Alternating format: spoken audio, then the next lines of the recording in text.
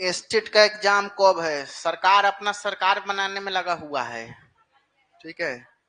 बन उन जाएगा और बाद में देखा जाएगा। हैं?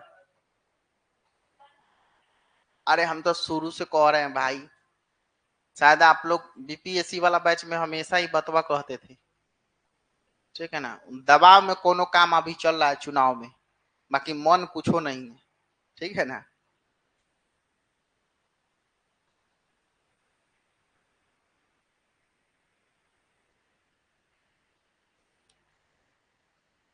हम लोग बुद्धि पढ़ लिए थे क्या? समावेशी शिक्षा हो गया था, बुद्धि भी हो गया था, गार्डनर के बहुबुद्धि सिद्धांत पढ़ा दिए थे ना। किस किस प्रकार की बुद्धि होता है उसके बारे में हम लोग चर्चा कर चुके थे, ठीक है ना। बुद्धि खत्म हो गया था ना। अच्छा अभी बाकी था। अच्छा ओके, ठीक है। तो हम एक बार रिवाइज कर लेते हैं, ठीक है। बुद्धि को शुरू से रिवाइज कर लेते हैं ताकि आपका जो दशहरा है इसमें खत्म हो गया होगा, तो इसीलिए एक बार रिवीजन कर देते हैं कि दुर्गा पूजा में तो समाप्त कर लिए होंगे इसको आप सारा बुद्धि देकर चले आए होंगे।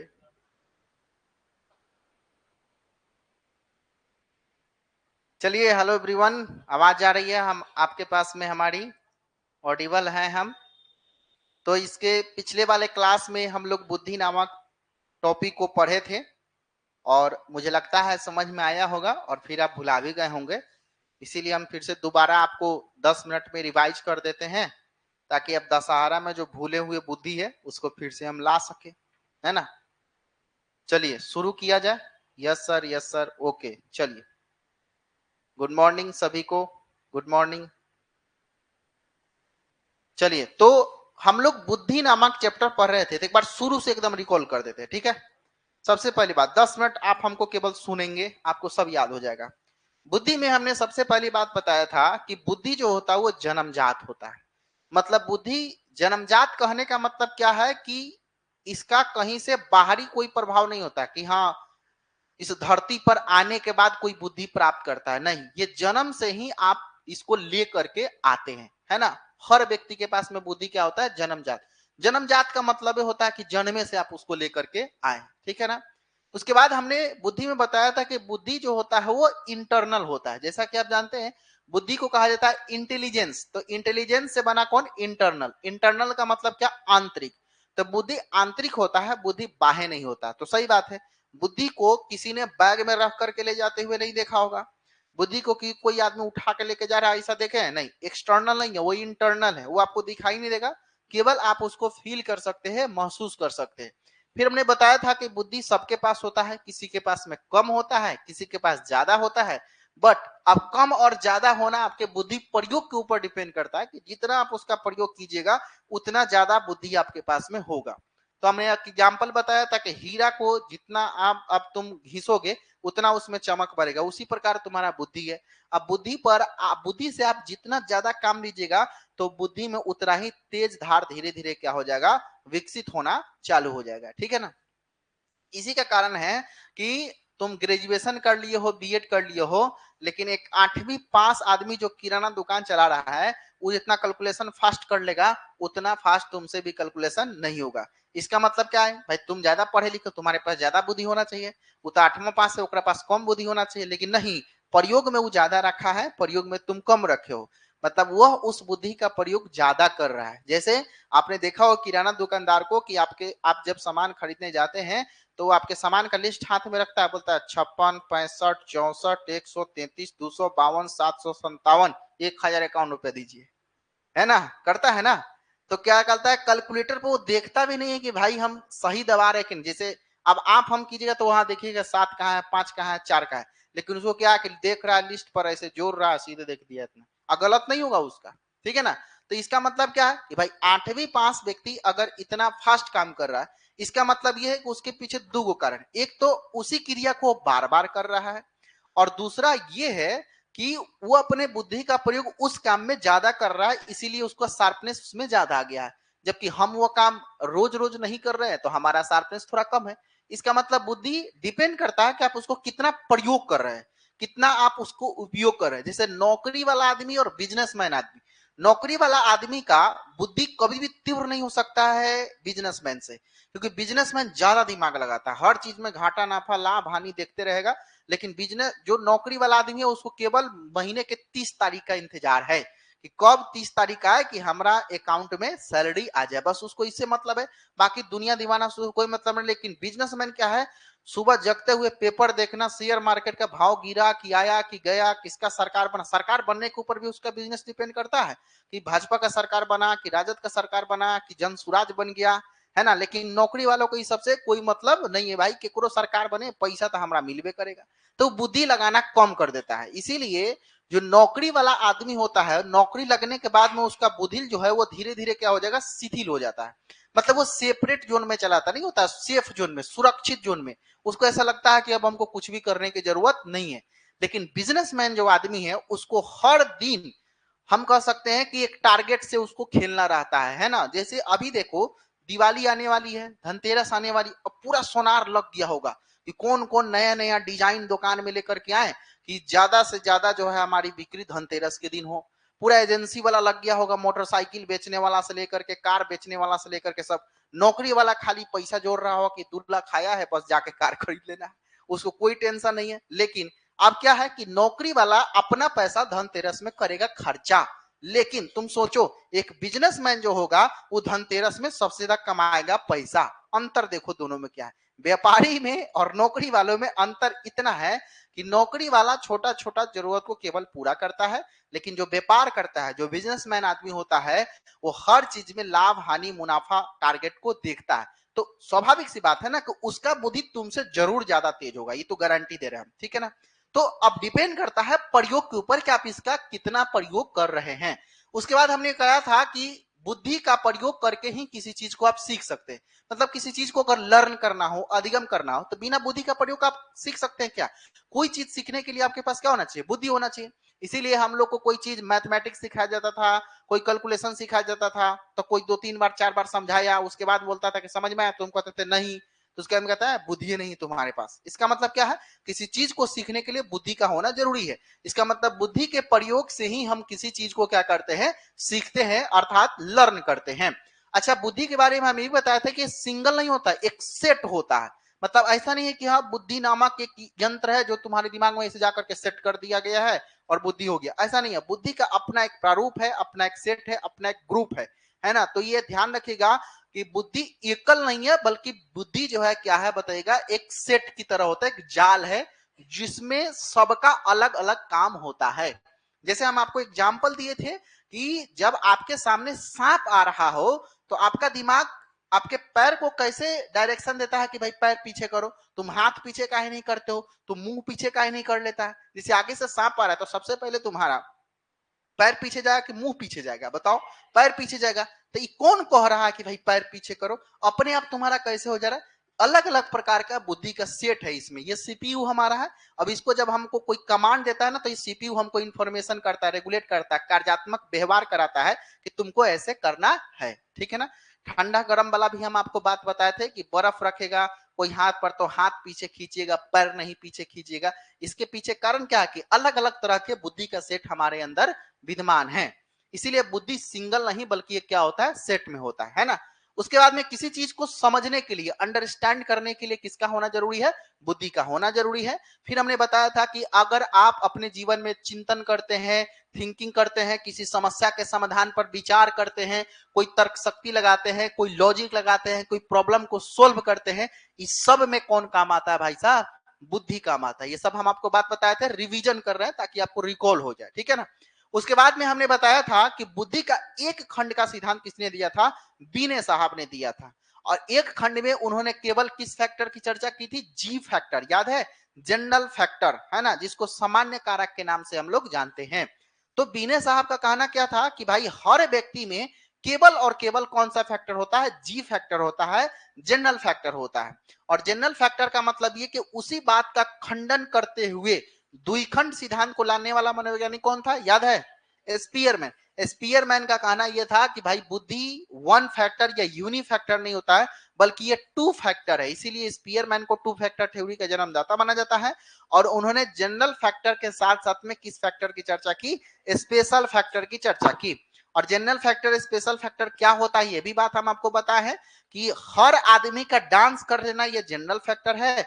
लेकिन भाई साहब वो जो क्या बोलते हैं, हर आदमी का डांस कर लेना जो है ना जनरल फैक्टर है, लेकिन माइकल जैक्सन हम हर कोई थोड़े हो सकता है। तो माइकल जैक्सन डांस ही करते थे, लेकिन वो स्पेशल फैक्टर है। हर आदमी का गाना गाना जनरल फैक्टर है, लेकिन नेहा कक्कर स्पेशल फैक्टर है। हर आदमी का गाना गाना जनरल फैक्टर, लेकिन अरिजीत सिंह स्पेशल फैक्टर। हर आदमी का क्रिकेट खेलना जनरल फैक्टर, लेकिन धोनी जो है स्पेशल फैक्टर। तो जिसमें कुछ स्पेशल शार्पनेस होता है वो आपका कौन सा होता है? Special factor. तो स्पीयरमैन इसी बात का वकालत करते हैं कि भाई साहब सब व्यक्ति में केवल जनरल फैक्टर नहीं होता, जनरल फैक्टर तो सब में होगा, लेकिन कुछ में उन्होंने ये नहीं कहा कि सब में स्पेशल फैक्टर होगा, उन्होंने ये कहा कि जनरल फैक्टर के साथ साथ में कुछ व्यक्ति में स्पेशल फैक्टर भी हो सकता है। और ये बात सही भी है कि हाँ सही बात है, जनरल बुद्धि तो सबके पास में है, लेकिन कुछ कुछ के पास में इतना स्पेशल बुद्धि है कि उसी से उसका नाम और पहचान इस दुनिया में बना हुआ है। तो स्पेशल फैक्टर है तब ना, ठीक है ना। अच्छा, उसके बाद में हम आपको बताए थे कि अगर जैसे ही बात करेगा एक खंड का सिद्धांत की बात तो आप बीने कहिएगा। और सबसे फेमस हम आपको बात बताया था गार्डनर का। अगर तुमसे कहेगा कि बहुबुद्धि का सिद्धांत किसने दिया था? गार्डनर साहब ने दिया था। कितना प्रकार का बुद्धि? 8 प्रकार का बुद्धि का उन्होंने चर्चा किया है। और 8 प्रकार की बुद्धि के बारे में हमने आपको क्लास में बताया था, समझाया था। ठीक है जी। अब उसके बाद में स्टर्न और थॉर्नडाइक ने बुद्धि का अपना परिभाषा दिया है, जो हम आपको बोले थे, याद मत कीजिएगा, है ना। अब आपको बताए थे कि सब फैक्टर का कौन कौन सा सिद्धांत किस मनोवैज्ञानिक के द्वारा दिया गया था। एक बार इसको भी रिवीजन कर देते हैं। जैसे अगर तुमसे पूछे एक कारक तत्व का सिद्धांत किसने दिया था, तो बीने ने दिया था। अब बीने में सबसे महत्वपूर्ण फैक्टर हम तुमको बताए थे कि मेंटल एज यानी मानसिक आयु का कॉन्सेप्ट देने वाला प्रथम मनोवैज्ञानिक कौन था? एल्बर्ट बीने। ठीक है ना, याद रखना। उसके बाद में द्वि कारक सिद्धांत किसने दिया था? स्पीयरमैन। द्वि कारक में कौन कौन बताया? General factor, special factor. फिर उसके बाद में बहु कारक सिद्धांत किसने दिया था? तो आपको दिया था थॉर्नडाइक साहब ने। उसके बाद आपसे पूछेगा ग्रुप फैक्टर थ्योरी, समूह कारक सिद्धांत किसने दिया? तो थर्स्टन और कैली ने। अगर आपसे पूछेगा सैंपलिंग थ्योरी, प्रतिदर्श सिद्धांत किसने दिया? तो थॉमसन ने। अगर आपसे पूछेगा क्रम सिद्धांत किसने दिया था? क्रमिक सिद्धांत, तो वर्नर और फिलिप बर्ट ने। अगर आपसे पूछेगा त्रिआयामी सिद्धांत, इंपॉर्टेंट है ये, आपको बताए थे कि अगर आपसे पूछेगा 3D थ्योरी या फिर स्ट्रक्चर्ड थ्योरी या फिर संरचनात्मक सिद्धांत या त्रिआयामी सिद्धांत किसने दिया था? तो जेपी गिलफोर्ड ने। किसने दिया था? जेपी गिलफोर्ड साहब ने दिया था। फिर हम लोग बुद्धि की विशेषता भी पढ़े थे। विशेषता में हम आपको यही बताए थे कि बुद्धि जन्मजात शक्ति होता है, हमको जन्मे से प्राप्त है। उसके बाद में अमूर्त चिंतन की योग्यता, बुद्धि जो है ना, इसी के कारण से कोई चीज अगर हमको नहीं भी दिख रहा है उसके बारे में भी अगर हम थिंकिंग करते हैं तो वो किसका योगदान है? बुद्धि का ही योगदान है उसमें। उसके बाद बोले थे पूर्व अनुभव से, पहले के अनुभव से आप जब नया कुछ लाभ उठाते हैं, उससे कुछ आप प्रॉफिट कमाते हैं, तो वो किसका काम है बताइएगा? वो किसका देन है? बुद्धि का ही देन है। फिर हमने बताया था कि यह व्यक्ति को, कौन? तो बुद्धि जो है व्यक्ति को भला बुरा, सत्य असत्य, नैतिक अनैतिक की पहचान करना क्या करता है? सिखाता है। बुद्धि के द्वारा ही तो हम लोग समझ पाते हैं कौन झूठ है, कौन सच है, कौन सही है, कौन गलत है, कौन सत्य है, कौन असत्य है। फिर हमने बताया था कि बुद्धि पर वंशानुक्रम और वातावरण यानी हेरिडिटी प्लस इन्वायरमेंट दोनों का प्रभाव होता है ना। बुद्धि केवल ऐसा नहीं है कि माता पिता के द्वारा जो मिला वही केवल बुद्धि है। भाई बुद्धि के ऊपर जो बुद्धि के विकास में प्रभाव जो है वो वंशानुक्रम के साथ साथ में आपके वातावरण का भी होता है। जैसा इन्वायरमेंट होगा उसी तरह का बुद्धि किसी व्यक्ति में विकसित भी होगा। ठीक है, ये भी बात हम आपको बताए थे। इनका विकास जो है कहां से कहां तक माना जाता है बुद्धि का? तो जन्म से लेकर किशोरावस्था तक। फिर हम आपको इसमें यह भी बताए थे कि ऐसा नहीं कि किशोरावस्था के बाद बुद्धि एकदम समाप्त हो जाता है, खत्म हो जाता है, लेकिन जो शार्पनेस 18-20 साल तक बुद्धि का तीव्रता जो होता है वो तीव्रता 20 साल के बाद में नहीं होता है। ये बात हमने आपको बताया था। ठीक है ना।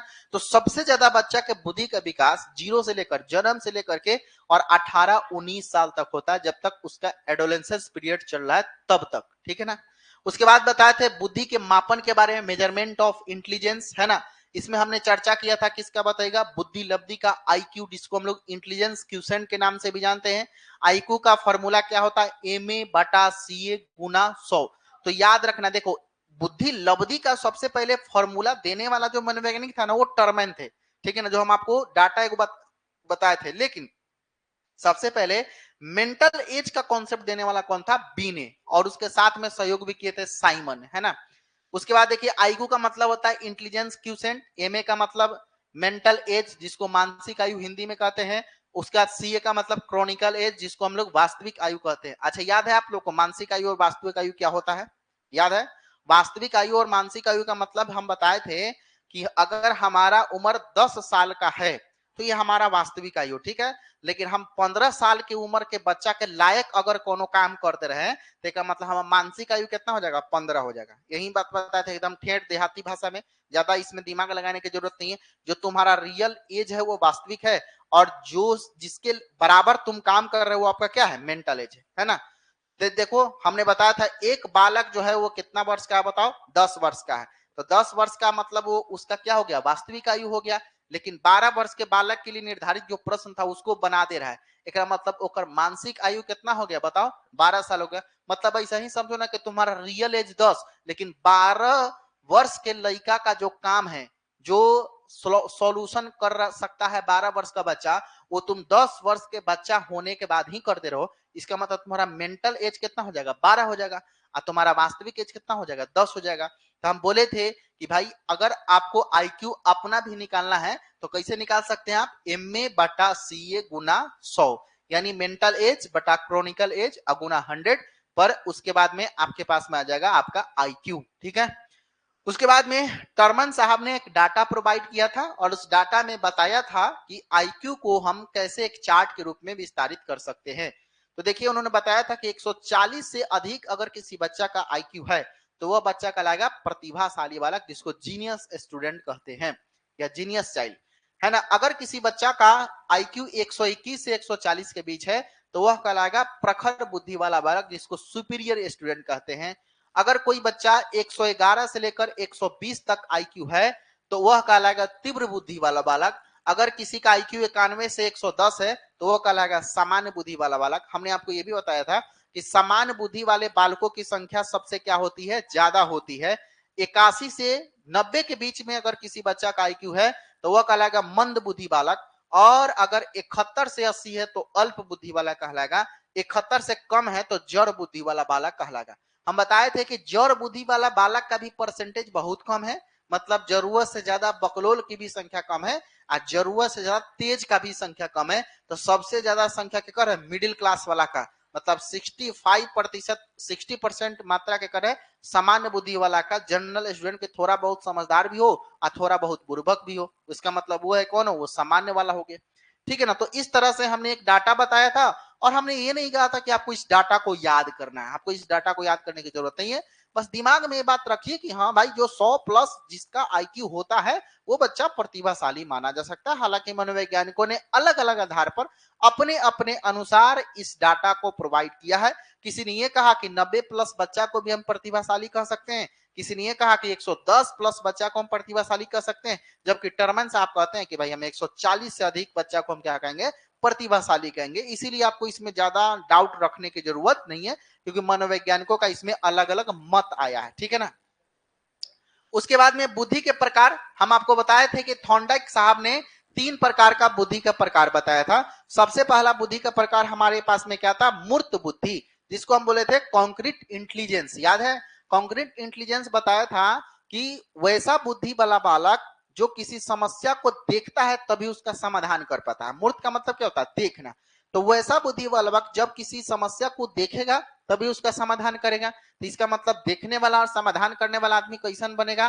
तो यह जान लीजिए कि वो बाद में चलकर बनेगा एक अच्छा कारीगर, वो बाद में चलकर बनेगा अच्छा मैकेनिक, वो बाद में चलकर बनेगा अच्छा इंजीनियर। तो इस तरह के बच्चों में ये आपको बताया गया था कि ये इस तरह के बच्चा अच्छा कारीगर बनता है, मैकेनिक बनता है, इंजीनियर बनता है और औद्योगिक कार्यकर्ता। यानी कहने का मतलब ये है कि ऐसे व्यक्ति मूर्त बुद्धि वाले होते हैं जो किसी समस्या को देखने के बाद ही उसके समाधान तक पहुंच पाते हैं। तो हमने बताया था कि कारीगर जो होता है, जैसे मोटरसाइकिल मिस्त्री हो गया, इसका कार मिस्त्री हो गया, तो जब तक आपको आपके समस्या को देखेंगे नहीं तब तक वो समाधान तक नहीं पहुंचेंगे। फिर उसमें बताए थे हम लोग अमूर्त बुद्धि, जिसको बोले थे एब्स्ट्रैक्ट इंटेलिजेंस। अमूर्त बुद्धि वाला बालक ऐसे व्यक्ति होते हैं जो बिना समस्या को देखे उस पर विचार विमर्श कर सकते हैं। जैसे हम आपको बताए थे सबसे अच्छा एग्जांपल डॉक्टर का है, याद है कि डॉक्टर के पास जाते हैं, कहते हैं कि सर जी पेट दर्द कर रहा है, तो ऐसे ऐसे छू छा करके देखेगा और उसके बाद में बोलेगा ठीक है दवा हुआ लिख करके अल्ट्रासाउंड करा करके लाइए, ठीक है ना। अब ऐसा थोड़े कि उस समय पेट चीर के देखता है कि बताओ तो कहाँ दर्द कर रहा है, तो इसमें कहाँ कुछ है, फिर उसके बाद पेट जोड़ दिया जाओ घरे, ऐसा है क्या? नहीं।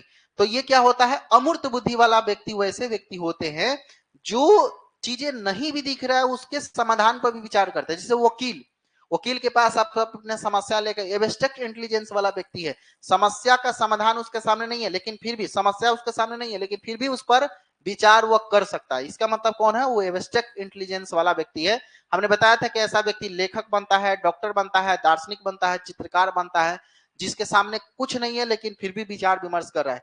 हम आपको बताए थे ना कि जैसे दुर्गा माता का मूर्ति बनाने वाला जो जो चित्रकार होता है तो क्या करता है, उसके सामने दुर्गा माता दिख थोड़े रही है, मतलब वो सोच सोच कर कि ऐसा आंख होना चाहिए, ऐसा हाथ होना चाहिए, ऐसा मुंह होना चाहिए, ऐसा ये होना चाहिए, ऐसा वो होना चाहिए, समझ में आ रहा, तो वैसा बना देता है। इसका मतलब क्या, उसके पास में है एब्स्ट्रैक्ट इंटेलिजेंस, अमूर्त बुद्धि। और तीसरा बताया था सामाजिक बुद्धि, सोशल इंटेलिजेंस। सोशल इंटेलिजेंस में हमने ये बताया था कि इस प्रकार का जो व्यक्ति होता है बहुत ज्यादा मिलनसार होता है और बहुत ज्यादा सामाजिक कार्य में क्या करता है, रुचि रखता है, सोशल वर्क में बहुत इंटरेस्ट होगा। इस तरह का व्यक्ति भविष्य में चलकर बनेगा व्यवसायी, इस तरह का व्यक्ति भविष्य में चलकर बनेगा एक अच्छा कूटनीतिज्ञ, सामाजिक कार्यकर्ता, है ना। तो इस तरह के व्यक्ति कौन होते हैं, सामाजिक बुद्धि वाला व्यक्ति होते हैं। जैसे प्रशांत किशोर को क्या है, वो क्या है, अच्छा कूटनीतिज्ञ है ना। अब आप देख लीजिए कि बहुत सारे पार्टियों को वो प्लान बना करके बहुत सारे लोगों को जिताए, बहुत जगह पर सरकार बनाए, और वो जाने भी जाते थे इसलिए कि भाई वो मतलब उनके पास में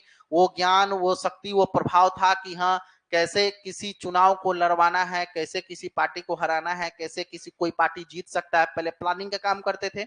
लेकिन क्या है कि अब राजनीतिक में जब वो आए हैं तो सब नेता के जो है ना बटुआ खोल रहे हो, क्या कि सब गोरा के साथ में काम किए हैं, सबका इंटरनल जानकारी ओकरा पास में है। अब आप जा करके देख लीजिए कि जौन आदमी कह रहा था तेजस्वी यादव के 9वीं फेल, ओकरा पर खुद सवाल उठ रहा है कि भाई 7वीं फेल हो तुम, है ना, भयंकर कांड हो गया है, समझ रहे ना। तो ये चीज है। अच्छा, अब ये भी देख रहे थे बहुत सारे न्यूज में कि सम्राट चौधरी से ये भी पूछा जा रहा है कि भाई आप हमको एक लाइन में बता दीजिए कि आप 10वीं कब पास किए, तो बोला कि देखिए इसे बताने की जरूरत नहीं है, एक मतलब लोग को हो गया है डाउट कि एक मतलब सही में पास नहीं किया। अरे भाई तब प्रशांत किशोर फिर क्या बोले कि अगर वो पास किए रहते, जैसे हमसे कोई पूछेगा कि आप मैट्रिक कब पास किए, तो हम बता देंगे भाई 1995 में पास किए, 91 में पास किए, 93 में पास किए। लेकिन वही बातवा सीधा तरीके से क्या नहीं बता रहे कि हम ये साल में पास किए, एक मतलब डाउट तो है। अब जनता को भी डाउट हो गया कि रे भाई एक मतलब बात सही है कि जौन आदमी दूसरा को कह रहा था 9वीं फेल, खुद 7वीं फेल। अब इसमें कितना सच्चाई है वो मुझे नहीं पता, लेकिन ये सब देख करके मतलब लगता है कि जनता को कितना मूर्ख बना के लोग बैठा हुआ सत्ता में, मतलब नहीं होता है। अब देखो, सत्ता के शीर्ष सिंहासन पर बैठने वाला व्यक्ति अगर 10th पास नहीं हो, उसके पास एजुकेशन की कोई डिग्री नहीं हो, तो सवाल तो उठता है, समझ सकते हैं आप। भले हमारे भारतीय संविधान में इस बात का चर्चा है कि आप राजनेता बनने के लिए आपके पास कोई डिग्री की जरूरत नहीं है, ऐसा संविधान में लिखित है। अनपढ़ व्यक्ति भी प्रधानमंत्री बन सकता है, अनपढ़ महिला भी मुख्यमंत्री बन सकती है, राबड़ी देवी, है ना।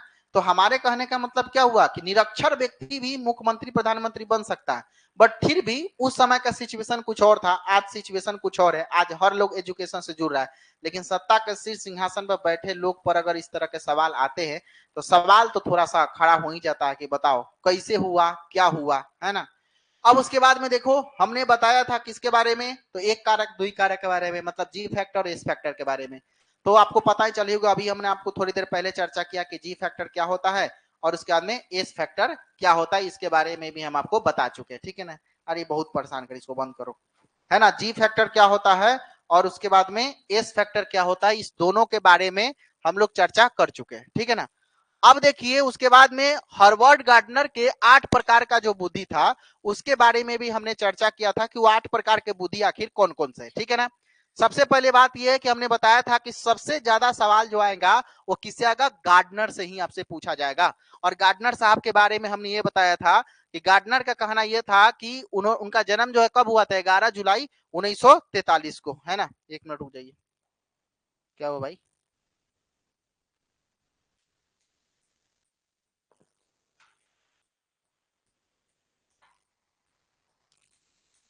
ठीक है ना। तो गार्डनर का जन्म कब हुआ था? तो 11 जुलाई 1943 को अमेरिकी मनोवैज्ञानिक थे और उन्होंने क्या दिया था? तो थ्योरी ऑफ मल्टीपल इंटेलिजेंस, अलग अलग प्रकार के बुद्धि के बारे में उन्होंने चर्चा किया था। और उनका एक किताब हुआ करता था फ्रेम्स ऑफ माइंड, जिसमें 8 प्रकार के बुद्धि का चर्चा उन्होंने किया हुआ है। और वो 8 प्रकार का बुद्धि हम आपको पढ़ा भी दिए थे। जैसे सबसे पहला बुद्धि शाब्दिक बुद्धि, हम बताए थे कि जिस ऐसा बुद्धि वाला जो व्यक्ति होता है उसको पढ़ने में, सुनने में, बोलने में, लिखने में, बात विवाद, चर्चा पर चर्चा में ज्यादा इंटरेस्ट होता है। और ऐसा व्यक्ति भविष्य में चलकर क्या बनेगा? तो कवि बनेगा, नहीं तो लेखक बनेगा। फिर दूसरा प्रकार का बुद्धि तार्किक गणितीय बुद्धि, लॉजिकल मैथमेटिकल। आपको बताए थे इस प्रकार के जो व्यक्ति होते हैं किसी समस्या के समाधान के लिए बहुत ज्यादा आतुर रहते हैं और लॉजिकल सोच उनमें ज्यादा होता है। तो स्वाभाविक सी बात है इस तरह का व्यक्ति क्या बनेगा भविष्य में चलकर? वैज्ञानिक बनेगा, गणितज्ञ बनेगा। किसी समस्या का जब तक समाधान नहीं करता है तब तक वो उसको नहीं छोड़ता है। तर्क करने की क्षमता उसमें ज्यादा होता है, किसी पैटर्न को पहचानने की क्षमता उसमें ज्यादा होता है। तो ऐसा व्यक्ति भविष्य में चलकर कौन बनता है बताइएगा? ऐसा व्यक्ति कौन सा बुद्धि वाला है? तार्किक गणितीय बुद्धि वाला है। उसके बाद बताए थे शारीरिक गतिक यानी बोल्डी काइनेस्टिक। तो काइनेस्टिक इंटेलिजेंस वाला जो व्यक्ति होता है, इस प्रकार का व्यक्ति का नेचर क्या होता है? तो ऐसा व्यक्ति जो है ना अपने शरीर के संपूर्ण हिस्सों को बहुत ही फ्लेक्सिबल रखता है। और आपको बताए थे फ्लेक्सिबल रखने वाला अपने शरीर पर बहुत ज्यादा नियंत्रण रहेगा, कंट्रोल रहेगा, व्यायाम व्यायाम पर थोड़ा सा ज्यादा ध्यान देता है। और ऐसा व्यक्ति भविष्य में चलकर क्या बनेगा? एथलीट बनता है, नर्तक यानी डांस करने वाला, है ना। उसके बाद में खिलाड़ी बनता है। खिलाड़ी का, नर्तक का, एथलीट का, ये सब क्या होता है? शरीर पर सबसे ज्यादा क्या होता है? नियंत्रण होता है। आपने देखा हुआ खिलाड़ी भी, खिलाड़ी का डाइट जो है ना फिक्स है कि कब क्या खाना है। नर्तक जो डांस करने वाला पुरुष हो चाहे महिला हो, उसका भी डाइट फिक्स होता है कि कब क्या खाना है। कुछ नहीं खा लेगा। हमारा तोरा जैसा नहीं है कि जाके भूख लगा है तो 2 एकदम भड़ा पाव कस लिए, ठीक है ना, ऐसा कुछ नहीं है। तो वो क्या है कि उसके पास में सब चीज का अपना क्या है? सिस्टम है ना। अब जैसे आप लोग देख लीजिए कि अभी सलमान खान कितने साल का हो गए? 58-59 साल हो ही गए, है ना। 58-59 साल सलमान खान का उम्र हो गया भाई साहब। अभी भी तुम देखते हो तो वो आदमी वैसा को वैसा दिखता है। हमको तो 10 साल पहले वैसा ही दिख रहा था, अभी वैसा ही, है ना। लेकिन आपके और हमारे समाज में तो 10 साल जो 58 साल का व्यक्ति है उसका स्थिति तुम जाकर देख लो और सलमान खान का स्थिति जाकर देख। इसमें अंतर क्या है? अंतर ये है कि हमारा तोरा जैसा सब कुछ नहीं खाएगा, है ना। और उसके पास में क्या है कि जिम का टाइम फिक्स है कि इतना बजे हमको जिम करना है, व्यायाम करना है, योगा करना है, ये खाना खाना है, वो खाना नहीं खाना है, ऐसा करना है, वैसा करना है। लेकिन हमारे तुम्हारे पास में फिक्स कुछ भी नहीं है। संडे को 9 बजे ले सुतले रह जाएंगे।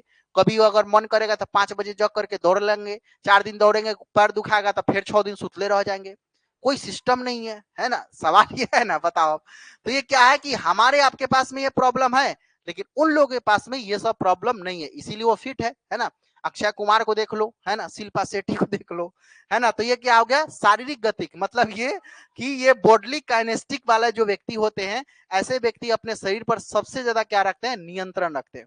उसके बाद में संगीत में म्यूजिकल टाइप का इंटेलिजेंस किसके पास में होगा? ऐसा व्यक्ति क्या बनेगा भविष्य में चलकर? वो संगीत के लय, धुन, पैटर्न को ज्यादा जानने का प्रयास करता है, उस पर कंट्रोलिंग उसका ज्यादा होगा, बदलाव करने का, उसमें चेंजेस करने का भी क्षमता उसमें होगा। और ऐसा व्यक्ति भविष्य में चलकर बनेगा संगीतकार, म्यूजिशियन। जैसे हमने आपको बताया था AR रहमान साहब क्या है? उसमें है संगीतकार, मतलब वो है संगीतमय प्रकार के बुद्धि वाला व्यक्ति। उसके बाद बताए थे अंतः व्यक्ति, जिसको बोले थे इंटरपर्सनल, याद है? तो एक था इंट्रापर्सनल और एक था इंटरपर्सनल। और आपसे सवाल एक बताइए, इंटरपर्सनल का कॉन्सेप्ट किसने दिया है? वो तो ठीक है, किसने दिया इस कॉन्सेप्ट को? इंटरपर्सनल के कॉन्सेप्ट को किसने दिया? वाइगोत्स्की ने दिया था। हाँ, इंटर मतलब दूसरों से ना। तो इंटर मतलब दूसरों से, तो दूसरे वाला बात कौन करता है? वाइगोत्स्की।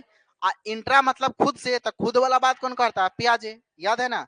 तो इसमें बताए थे कि भाई इंटरपर्सनल जो व्यक्ति होता है, तो इंटर का मतलब क्या हुआ? दूसरों से। मतलब इस तरह के व्यक्ति दूसरे के भावना, दूसरे की इच्छा, दूसरे की आवश्यकता के प्रति बहुत संवेदनशील होता है।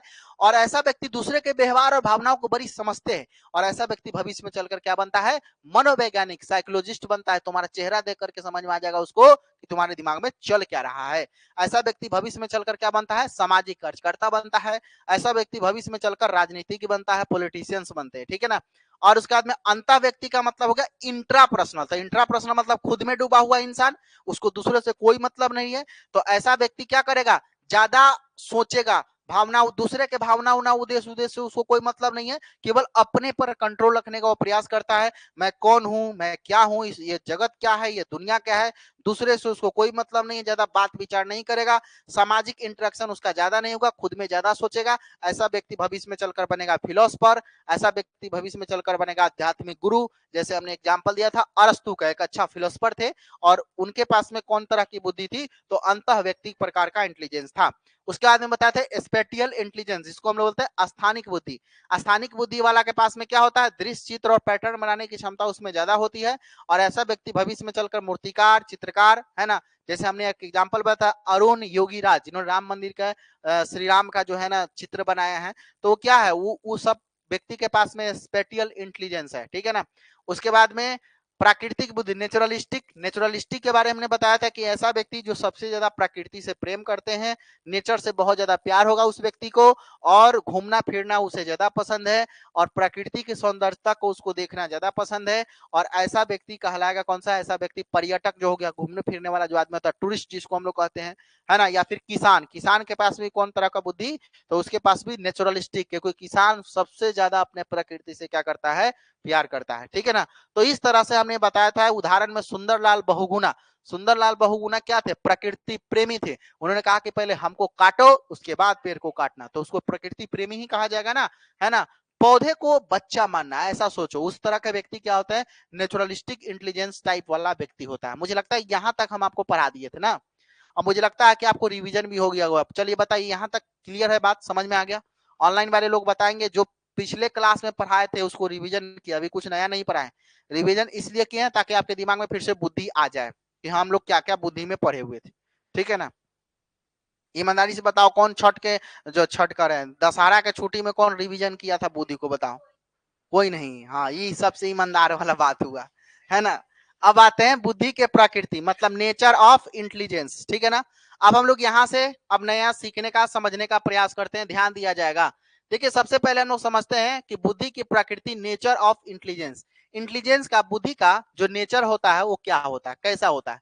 तो सबसे पहले पहला नेचर इसका क्या होता है, सीखने की क्षमता, एबिलिटी टू लर्न। यानी कहने का मतलब ये हो गया कि बुद्धि का सबसे पहला नेचर क्या है, किसी चीज को सीखने की क्षमता अगर लाने का काम करता है, वो कौन करता है, बुद्धि करता है। तो सबसे पहला इसका नेचर कौन है, कि हम में सीखने की क्षमता को विकसित करता है। सही बात है।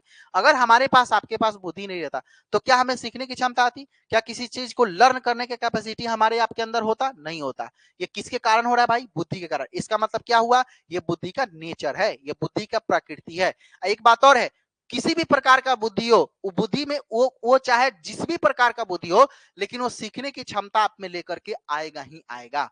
इसका मतलब ये हो गया कि पहला प्रकृति, पहला नेचर बुद्धि का क्या है, कि आप में सीखने की क्षमता लेकर के आता है। दूसरा क्या, अमूर्त चिंतन करने की क्षमता। अब आपको हम अभी थोड़ी देर पहले बताए थे, अमूर्त चिंतन मतलब एब्स्ट्रैक्ट थिंकिंग, जो आपके, जो सामने आपको नहीं दिख रहा है, वो आपका क्या कहलाता है, अमूर्त कहलाता है। तो हमने बताया कि अमूर्त चिंतन मतलब बुद्धि जो है, वो जो चीजें आपके सामने नहीं दिख रही है उसके बारे में भी सोचने, समझने, तर्क करने, विचार करने का आदत विकसित करता है। ये वो कैपेसिटी को जो डेवलप करता है, वो किसका नेचर है, वो बुद्धि का ही नेचर है। जो चीजें आपके सामने नहीं है उस पर भी अगर आप विचार कर रहे हैं, तो भाई साहब ये किसका प्रकृति है, ये है बुद्धि का प्रकृति, ठीक है। तीसरा प्रकृति क्या है, समस्या समाधान करने की योग्यता। अगर आपके पास में बुद्धि नहीं होता तो क्या आप किसी प्रॉब्लम को सॉल्व कर पाते, क्या किसी प्रॉब्लम को आप सॉल्व कर पाते अपने विचार से, अपने तर्क से, अपने रीजनिंग से, नहीं, नहीं कर पाते। ये होता कैसे है, बुद्धि के कारण होता है। इसका मतलब बुद्धि का तीसरा जो प्रकृति होगा वो ये हो गया कि समस्या समाधान करने की योग्यता आप में क्या करता है, विकसित करता है। कौन सा एबिलिटी आप में विकसित करता है, तो किसी प्रॉब्लम को सॉल्व करने की क्षमता, किसी प्रॉब्लम को सॉल्व करने की योग्यता का विकास कौन कराता है, बुद्धि कराता है। उसके बाद में विवेकशील चिंतन करने की योग्यता, यानी क्रिटिकली, मतलब थिंकिंग कैसा करना, क्रिटिकली थिंकिंग। जैसे हम आप लोग को आलोचनात्मक चिंतन पढ़ाए होंगे, आप लोग को बताए थे आलोचनात्मक चिंतन क्या होता है, क्रिटिकल थिंकिंग क्या होता है। तो क्रिटिकल थिंकिंग में हमने क्या बताया था, किसी भी विषय वस्तु का या किसी टॉपिक का, किसी अवधारणा का सकारात्मक और नकारात्मक दोनों पक्ष के बारे में विचार प्रस्तुत करने का कहलाता है आलोचनात्मक चिंतन कहलाता है। लेकिन भाई साहब, ये सकारात्मक और नकारात्मक दोनों पक्ष पर अपना विचार व्यक्त करने की क्षमता अगर कोई हमें विकसित कराने का काम कर रहा है ना, तो कौन है, बुद्धि है। इसका मतलब यह है कि हमारे दिमाग में क्रिटिकली थिंक करने का, आलोचनात्मक चिंतन करने का अगर कोई गुण, अगर कोई योग्यता हमको देता है तो कौन देता है? बुद्धि देता है। ठीक है जी। उसके बाद में यह है कि शाब्दिक और अशाब्दिक योग्यता, मतलब वर्बल हो चाहे नॉन वर्बल हो, मतलब बुद्धि में आप देख लीजिएगा, बुद्धि ऐसा योग्यता आपको देता है कि कभी कभी शब्द के द्वारा भी आप अपने प्रॉब्लम को सॉल्व कर पाते हैं, और कभी कभी नॉन वर्बल यानी अशाब्दिक रूप से भी आप अपने समस्या का समाधान कर लेते हैं। जैसे मान लो कि कोई व्यक्ति बोतल लेकर के जा रहा है नल पर, तो तुम ऐसे भी कह देते हो कि भाई कहाँ जा रहा है, तो बोला कि पानी पीने जा रहा था, ठीक है थोड़ा पानी लेते आना, एक ये हो गया। और दूसरा ये कि अगर कोई व्यक्ति बहुत दूर खड़ा है, नल पर खड़ा है, और तुम्हारा आवाज यहां से वहां तक जाने वाला नहीं है, तो हम लोग इशारा भी करते हैं, ठीक है ना, तो समझ जाता है कि एक बोतल पानी मांग रहा है। तो ये बुद्धि आया कहां से? ये बुद्धि आया कहां से? बुद्धि बुद्धि सीखा है ये बुद्धि। इसका मतलब ये है कि ये इंटेलिजेंस अशाब्दिक, ये कैसा हो गया? अशाब्दिक हो गया। ये कैसा हो गया? नॉन वर्बल हो गया, आप बोले भी नहीं, आपका काम भी हो गया। इसका मतलब क्या है? अशाब्दिक है। जैसे कोई व्यक्ति छत पे खड़ा होता है और चिल्ला रहा है ऊपर से, तुमको सुनाई नहीं दे रहा, तो आप क्या कहते हो? ऊपर से ऐसे करते, उसको लगता है अच्छा ठीक है आ रहा है, समझ में आ रहा ना? तो क्या हुआ? अशाब्दिक है। तो ये कौन ले रहा है हमारे पास में? ये दिमाग दिया कौन? बुद्धि दिया। यानी कहने का मतलब ये हो गया कि आपके पास में शाब्दिक हो चाहे अशाब्दिक, दोनों तरह की योग्यता का विकास कौन कराया है? तो ये कौन कराया? बुद्धि कराया है। उसके बाद में परिकल्पित संप्रत्यय यानी कंसेप्चुअलाइजेशन। कंसेप्चुअलाइजेशन का मतलब कोई भी अवधारणात्मक चिंतन आप करते हैं, कोई भी कॉन्सेप्ट पर अगर आप थिंकिंग करते हैं, कोई भी कॉन्सेप्ट पर अगर आप विचार करते हैं, थॉट लगाते हैं, रीजनिंग लगाते हैं, तर्क लगाते हैं, तो भाई साहब इसके पीछे योगदान किसका है? बुद्धि का है। अगर आपके पास बुद्धि नहीं होता तो कोई भी हाइपोथेसिस को आप लर्न नहीं कर पाते, किसी विचार को आप समझ नहीं पाते, किसी लॉजिक को आप समझ नहीं पाते, किसी प्रॉब्लम को आप सॉल्व नहीं कर पाते। और उसके बाद में व्यक्तिगत भिन्नता, मतलब इंडिविजुअल डिफरेंस। बुद्धि की प्रकृति ये भी है कि हमने आपको बताया कि किसी के पास बुद्धि कम, किसी के पास ज्यादा। तो बुद्धि ये भी कहता है कि हमारा नेचर ये भी है कि हम सबके पास समान नहीं है। बुद्धि ये भी कहता है कि हम सबके पास समान नहीं है। अगर सबके पास समान होते तो भाई साहब दुनिया में सब व्यक्ति अगर एक जैसा हो जाता तो क्या होता? अगर दुनिया में सब व्यक्ति एक जैसा हो जाता तो अनर्थ हो जाता। अब पूछो का है क्या? कि कोई भी कह देता कि हम थोड़ा सा कम है का, है ना? अगर कोई किसी से कम है तभी आज के डेट में कोई किसी का काम भी आ रहा है। नहीं तो अगर सबका लेवल अगर समान हो जाए तो भैया कोई किसी का काम नहीं करेगा। करेगा क्या? क्या कि सबको ये लगा कि भाई हम किसी से कम है, काम क्यों करें? इसका मतलब यह है कि बुद्धि इंडिविजुअल डिफरेंस को भी डिफाइन करता है। बुद्धि ये कहता है कि हम सबके पास समान नहीं है, किसी के पास कम है, किसी के पास ज्यादा है। यानी व्यक्तिगत विभिन्नता बुद्धि के आधार पर भी देखा जा सकता है। अब आपके क्लास में इतने सारे बच्चे बैठे हुए हैं, कोई जरूरी है कि हम जितना पढ़ा रहे हैं सबको एक बच्चा को हमारा 100% बात समझ में आ रहा होगा? किसी कोई बच्चा इसमें ऐसा भी बैठा होगा जिसको 90% समझ में आ रहा होगा, कोई ऐसा भी होगा जिसको 50% समझ में आ रहा होगा, कोई ऐसा भी होगा जिसको 40% समझ में आ रहा हो, कोई ऐसा भी होगा जरा 5% समझ में आ रहा हो। बोलो समझ में आ रहा ना? तो ये क्या है भाई? व्यक्तिगत। लेकिन पढ़ाने वाला आदमी तो एक है। अब ऐसा थोड़ा है कि 90% वाला कोई स्पेशल क्लास दिए है, नहीं ना। 90% वाला भी वहीं पर सीखा है जहां हम पढ़ा रहे, और 5% वाला भी वहीं बैठा हुआ जहां 90% वाला बैठा है। तो अंतर किसका भाई? इंडिविजुअल डिफरेंस, व्यक्तिगत विभिन्नता। सब में सीखने की क्षमता समान नहीं हो सकता। अगर सब में सीखने की क्षमता समान होती तो दुनिया का सारा लोग डीएमएसपी होता। समझ में आ रहा ना? अगर सब में सीखने की क्षमता समान होती तो सब लोग सफल होते। अगर सब में सीखने की क्षमता समान होती तो कोई किसी से कम नहीं होता। अगर सब में सीखने की क्षमता समान होती, कोई किसी से कम नहीं होता, तो इस दुनिया में फिर जो ये ऊपर नीचे का जो भाव है वो नहीं जब रहता तो आदमी स्टेबल नहीं हो पाता। ये बात सही है। मोतिहारी के हर आदमी जमुना प्रसाद बन जाएगा तब क्या होगा? बताओ तुम। समझ में आ रहा है ना? तो हमारे कहने का मतलब क्या हुआ? अगर कोई बात हमारा सुन रहा है, अगर हम उसका सुन रहे हैं, इसका मतलब यह है कि हमारे और उसके बीच में गैपिंग है तभी वो सुन रहा है, नहीं तो नहीं सुनता। समझ में आ रहा ना? वो नहीं सुनता। आपने बहुत सारे कंपनियों में देखा होगा कि कोई कंपनी में कोई व्यक्ति काम कर रहा था पिछले 20 सालों से, और 20 साल से काम करते करते करते करते कंपनी के पूरा रूल रेगुलेशन को समझ गया, पैसा उसके पास में आ गया, कंपनी से चोरी कर करके पैसा बना लिया, दूसरा जगह वह कंपनी जाके खोल दिया। देखें आप लोग। तो इसका मतलब क्या हुआ? अब क्या होगा कि जो अब कंपनी का वो मालिक बन गया, तो जो उसका पहले का मालिक हो कोनो वैल्यू नहीं देगा, क्या उसको ऐसा लग रहा है कि भाई अब तो हम ही मालिक हो गए। लेकिन जब वो क्रमी था, उसमें जब वो कर्मचारी था तो उसमें मालिक का वैल्यू देता था वो। समझ में आ रहा है? इसका मतलब क्या है, जब आप किसी का बराबरी कर लेते हैं तब उसका वैल्यू खत्म हो जाता है। तो जब तक आप ऊंचा नीचा नहीं रहेंगे तब तक एक दूसरे का वैल्यू नहीं हो पाएगा। समझ में आ रहा है ना? इसीलिए व्यक्तिगत विभिन्नता को भी डिफाइन करता है कौन? इंटेलिजेंस, यानी कि बुद्धि। तो मुझे लगता है कि बात आपको समझ में आया होगा कि बुद्धि की प्रकृति क्या है, नेचर क्या है। तो सबसे पहली बात एक बार रिवीजन करते हैं। देखो, बुद्धि हमको सीखने की क्षमता देता है, बुद्धि से हम अमूर्त चिंतन करते हैं, बुद्धि के द्वारा हम किसी समस्या का समाधान करते हैं, बुद्धि हमको विवेकशील चिंतन की योग्यता देता है, बुद्धि हमें शाब्दिक और अशाब्दिक योग्यता देता है, बुद्धि किसी हाइपोथेसिस या कंसेप्चुअलाइजेशन को आगे बढ़ाने का काम करता है, और बुद्धि व्यक्तिगत विभिन्नता का आधार भी है, इंडिविजुअल डिफरेंस का आधार भी है। बोलो क्लियर? यहां तक बात समझ में है? क्लियर है? ठीक है ना? अब हम लोग आते हैं बुद्धि को प्रभावित करने वाला कारक। अरे भाई, दुनिया में सबको प्रभावित करने वाला कारक है। तुमको प्रभावित करने वाला कारक है कि नहीं बताओ? इस दुनिया में है भाई, बहुत होगा, है ना? अरे भाई, आपको भी प्रभावित करने वाला कारक इस दुनिया में बहुत कोई होगा।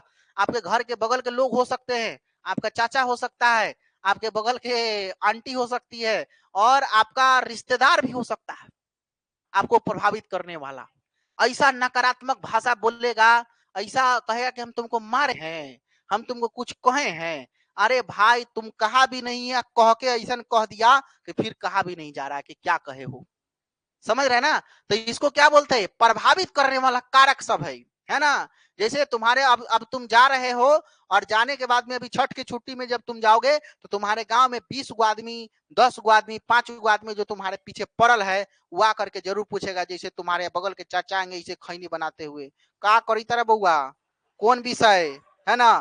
तो कहिए कि बीएड कर रहे हैं अभी।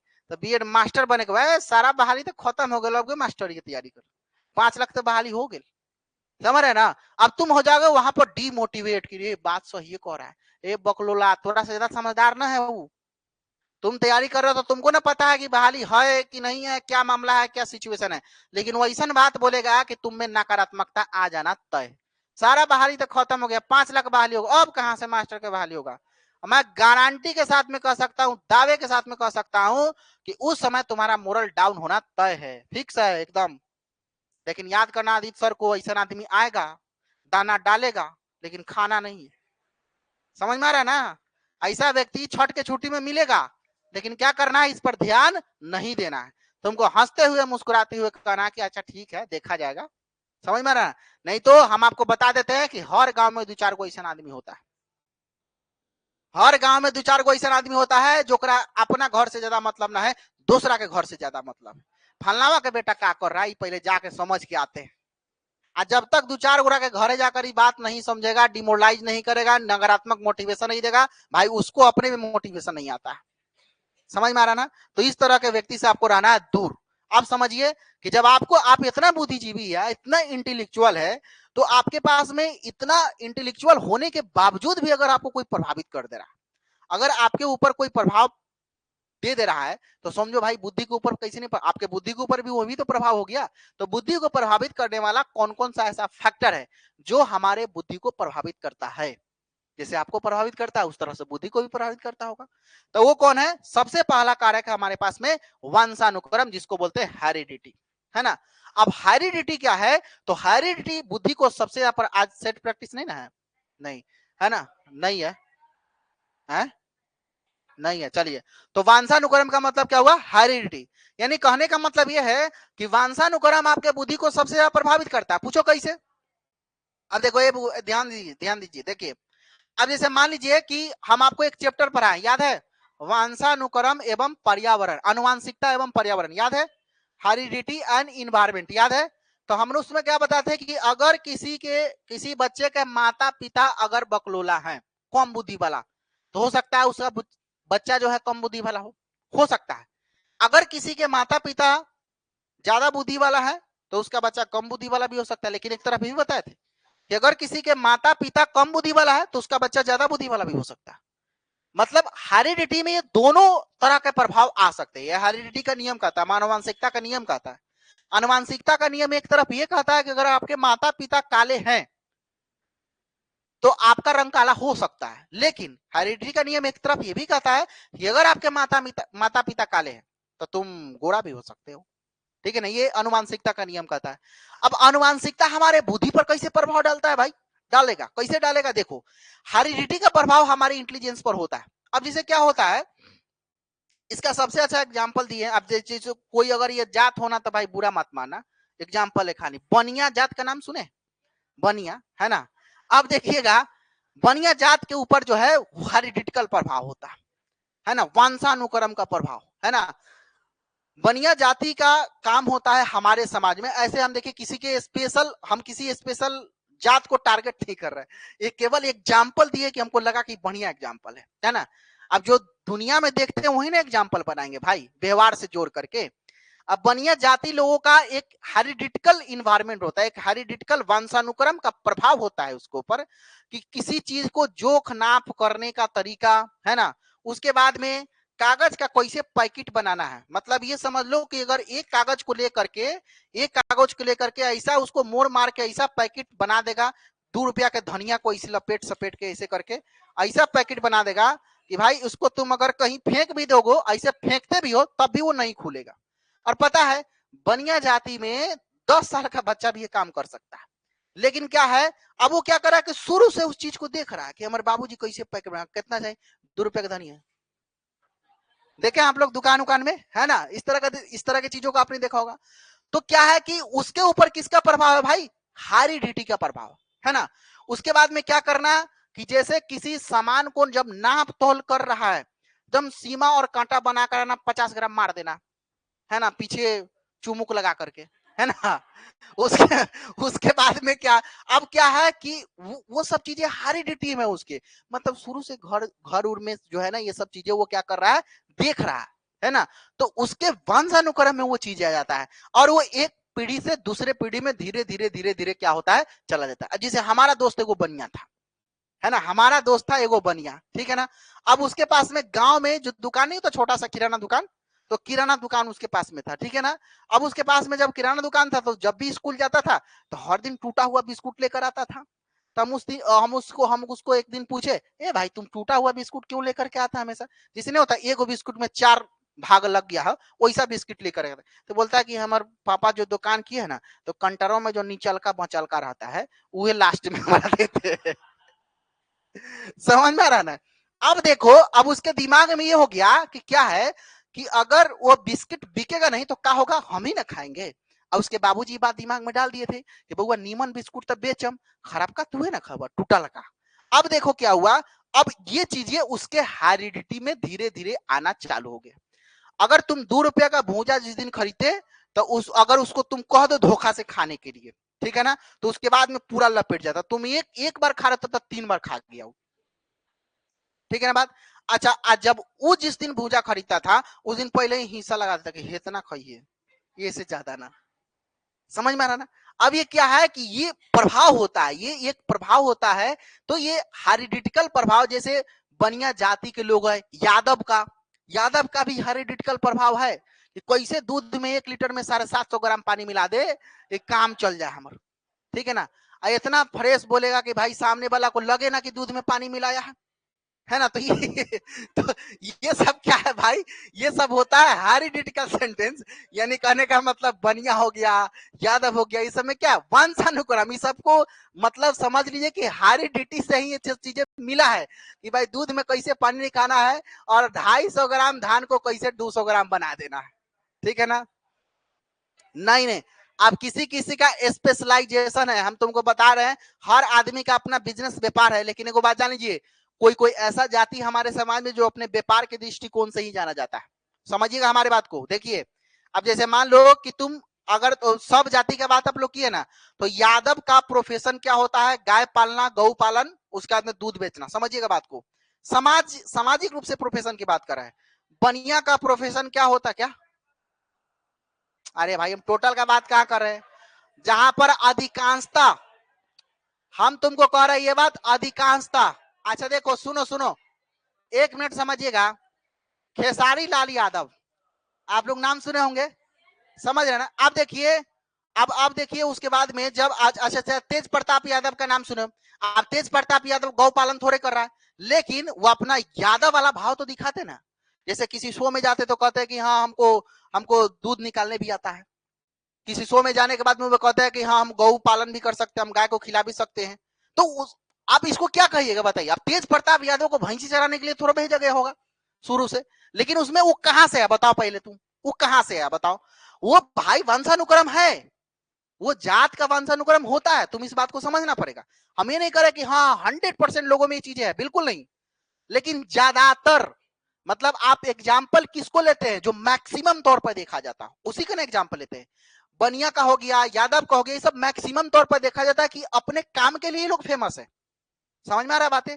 मारवाड़ी देख लो, मारवाड़ी जो है नौकरी नहीं करेगा, बिजनेस करेगा, बिजनेस करेगा। अब मारवाड़ी का बोलने का लहजा, तहजीब इतना शानदार होता है कि 100 रुपया का 150 रुपया कैसे ले लिया है पता नहीं चलेगा। समझ में आ रहा? अच्छा तुम एक बात समझ लो, वो केवल उसमें वो हेरिडिटी भाई ओकरा बच्चों में हुए है ना, वो पीढ़ी दर पीढ़ी वैसे ट्रांसफर होता है।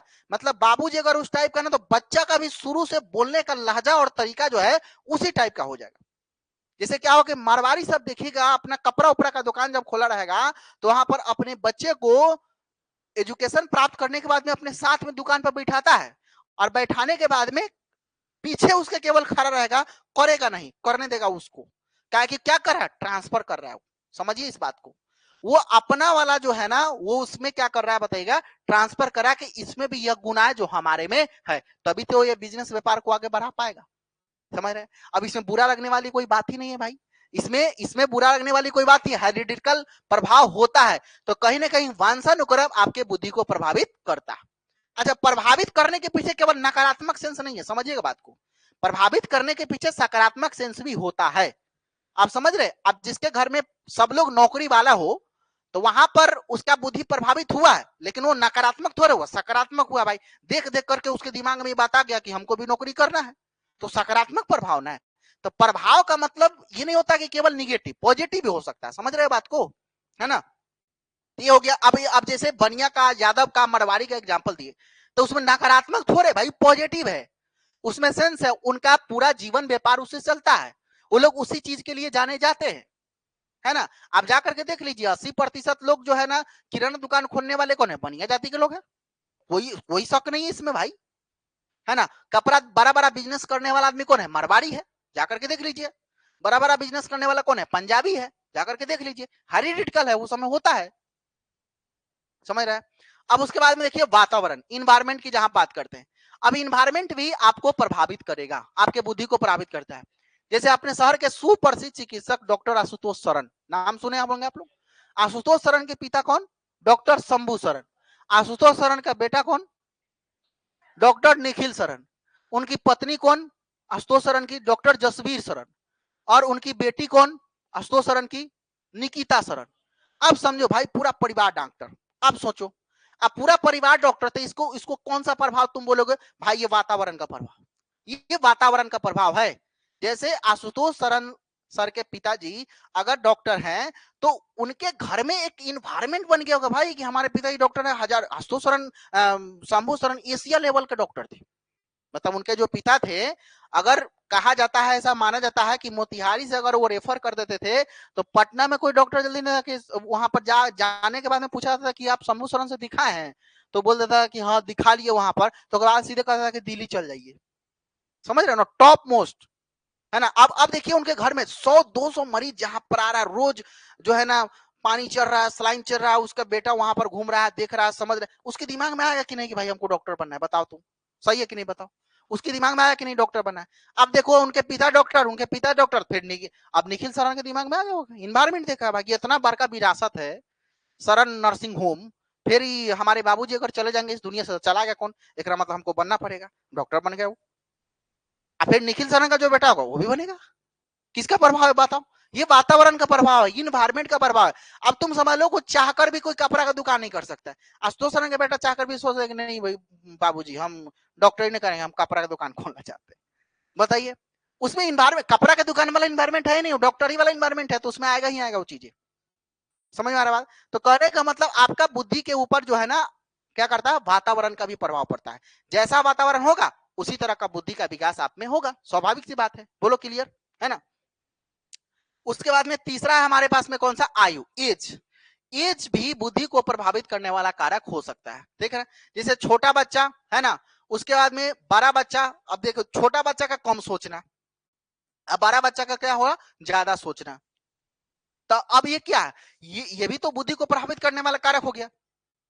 अगर तुम मान लो कि 5 साल के बच्चा को अगर तुम ये फॉर्मूला दे देते हो कि sine square theta plus cos square theta बराबर 1, कैसे हुआ भाई, वो सोच ही नहीं पाएगा। लेकिन बड़ा बच्चा उस पर सोच देगा, है ना। तो ये भी क्या हो गया बताइएगा, तो ये भी एज भी जो है ना बुद्धि को प्रभावित करने वाला कारक हो सकता है। और बुद्धि का जो नेचर है, जो प्रकृति है, वो ये कहता है कि बच्चा के उम्र के अनुसार ही समस्या का समाधान करने के लिए आप दीजिए। अब 5 साल के बच्चा को sine square theta plus cos square theta बराबर 1 कैसे हुआ, अगर इस प्रॉब्लम का सॉल्यूशन करने के लिए देते हैं तो आप सबसे बड़का मूर्ख है। वो बच्चा मूर्ख नहीं है, क्योंकि आपको इस तरह के समस्या का समाधान उसको करने के लिए देना ही नहीं चाहिए। उसका जितना उम्र होगा उतना ना सोचेगा। बोले ना, बात समझ में आ रहा है। उसके बाद में कहता है लिंग भेद, है ना। जैसे मान लीजिए कि लिंग भेद भी बुद्धि को प्रभावित करने वाला कारक हो सकता है, बहुत अच्छा कारक हो सकता है। लड़का लड़की वाला भेदभाव। अब जैसे देखो कि कोई लड़की अगर जन्म लेती है, जन्म लेने के बाद में अब क्या होता है कि उसके ऊपर शुरू से ये चीज का प्रेशर होता है कि हाँ तुम लड़की हो, तुम जो है ना बाहर पढ़ने मत जाओ, गांव में ट्यूशन पकड़ लो, है ना। लड़की हो साइंस मत पढ़ो, आर्ट्स पढ़ लो। लड़की हो म्यूजिक ले लो, लड़की हो साइकोलॉजी ले लो, लड़की हो कम बोलो, लड़की हो ज्यादा दिमाग मत लगाओ, है ना। लड़की हो तुमसे मैथ नहीं बनेगा। समझिएगा बात को। अब ये बात एक आदमी ना कहता है ना, अरे भाई पूरा समाज के लोग के दिमाग में ये परसेप्शन बैठा हुआ, ये बतवा सब कोई कह देता है उसको। तो दिमाग में एक दिन आ जाता है कि हम लड़की हैं, हम अकेले पटना नहीं जा सकते। समझ रहे बात को। अब मैं दावे के साथ कह सकता हूं कि 25 साल के उम्र में भी उस लड़की का अगर परीक्षा पटना पड़ा हुआ है तो वो लड़की हिम्मत से यह नहीं कह सकती कि हम अकेले जाकर परीक्षा देते हैं, है ना। अब बाबूजी ये कह भी थे कि जाकर के अकेले दे दो ना, तो फिर वो कहती है कि ना अकेले कैसे जाएंगे, लड़की है। तो ये आया कहां से बताओ तुम, ये आया कहां से। अरे भाई ये आया कहां से, पता है तुमको, समाज ही दिया है। ये समाज ही शुरू से दिया। हम तुमको बता रहे हैं, मैट्रिक का जिस दिन फॉर्म भरना था स्कूल में, और तुम्हारे घर से तुम्हारी स्कूल की दूरी अगर 5 किलोमीटर था, उस दिन तुम्हारे बाबूजी बैठा के ले गए फॉर्म भरवाने के लिए मैट्रिक का। उस दिन तुम अकेले गई रहती ना तो आज पटना भी परीक्षा देने जाती। सवाल ये है। लेकिन ना, समाज ही तो हमको इस चीज में ढाल दिया है। तो जैसा समाज हमको ढालेगा उसी तरह से ना हम आगे चलकर बनेंगे। और लड़का है बताओ, सब कोई फिर छोड़ दिया, कितनों कस के चिल्ला रहा है, कोनो बात ना लड़का है ना। अरे मैथ तो पढ़िए लगा, लड़का है, चाहे कितनों बकलोल हो, लेकिन साइंस तो पढ़िए लगा, लड़का है ना। ये काम तो करिए लगा, लड़का है। पटना तो चलिए जाएगा, लड़का है। दिल्ली तो चलिए जाएगा, लड़का है। अब क्या है बताओ। अब ये बुद्धि का, आप इस पर बुद्धि का प्रभाव पड़ेगा कि नहीं। कोई आदमी को बार बार यह बात कहा जाए कि तुम कमजोर हो, कमजोर हो, कमजोर हो, कमजोर हो, कमजोर हो। देखो दिमाग का सेंस जो हमारा होता है, एक दिन एक्सेप्ट कर लिया कि हाँ हम कमजोर है, बात खत्म। उस दिन से कमजोरी आना तय हो गया उसको। और लड़का को हमेशा कहा जाता है तुम लड़का हो, तुम ये कर सकते हो, कर सकते हो, कर सकते हो, कर सकते हो। तो कितनों बकलोला होगा तो दिमाग एक्सेप्ट कर लिया कि हम लड़का है। समझ में आ रहा ना। अब जो देख लिए कोई आपको, अब कोई लड़का जो है, कोई इसको चिढ़ा दिया, है ना। अब जैसे तुम मोटा हो तो कोई कह दिया मोटका, है ना। अब तुमको कोई चिढ़ा दिया, अब चिढ़ाने के बाद में अब तुम रोने लगे, तो तुम्हारा 4 को दोस्त है, काहे रो रहा है, तो देखो ना फलाना मोटका कह दिया है, का लड़की लेखन रो रहा है। समझिएगा बात को। क्या कहेगा आपको, क्या लड़की जैसा रो रहा है, कौन बोला, चल मारते हो ओकरा। ये हो सकता है ना। लेकिन अब क्या वहां पर क्या बोला, क्या लड़की जैसा रो रहा है। इसका मतलब ये है कि हमारा समाज परसेप्शन बना है कि कोनो कुछ कहे तो लड़की ज्यादा रोती है, लड़का रोता नहीं, बदला लेता है। समझ में आ रहा है बात। तो इसका मतलब क्या हुआ, इसका मतलब ये हो गया कि ये लिंग भेद के कारण भी तो हमारा बुद्धि प्रभावित हो रहा है। बुद्धि प्रभावित हुआ कि नहीं। किसी को अगर बार बार यह बात कहा जाए कि तुम आर्ट्स पढ़ो, आर्ट्स पढ़ो, आर्ट्स पढ़ो, तुमसे नहीं होगा, नहीं होगा, नहीं होगा, एक दिन उसका बुद्धि एक्सेप्ट कर लेगा कि हमसे नहीं होगा। सीधी सी बात है। समझ। अब लड़का को हमारे समाज में जितना मजबूत बनाया जाता है शुरू से, उतना मजबूत अगर लड़की को बनाए तो क्या नहीं कर सकती लड़कियां, भाई सब कुछ कर सकती। आज जाके देखिए 5 साल पहले, 10 साल में कितना चेंज हो गया। अपना अपना बिहार की बात कर रहे हैं। आज लड़कियां जो है, महिला 25 किलोमीटर स्कूटी चला के स्कूल जा रही है। बताओ, आज से 10 साल पहले नहीं था। वो 5 किलोमीटर भी गार्जियन छोड़ने जाता था स्कूल में, अगर कोई महिला टीचर थी तो। लेकिन आज महिलाएं जो है 25-30 किलोमीटर स्कूटी चला के जा रही है। इसका मतलब क्या, अब उसका दिमाग इस चीज को एक्सेप्ट किया कि भाई अब हम कहां कहां तक इसको लेकर जाएंगे।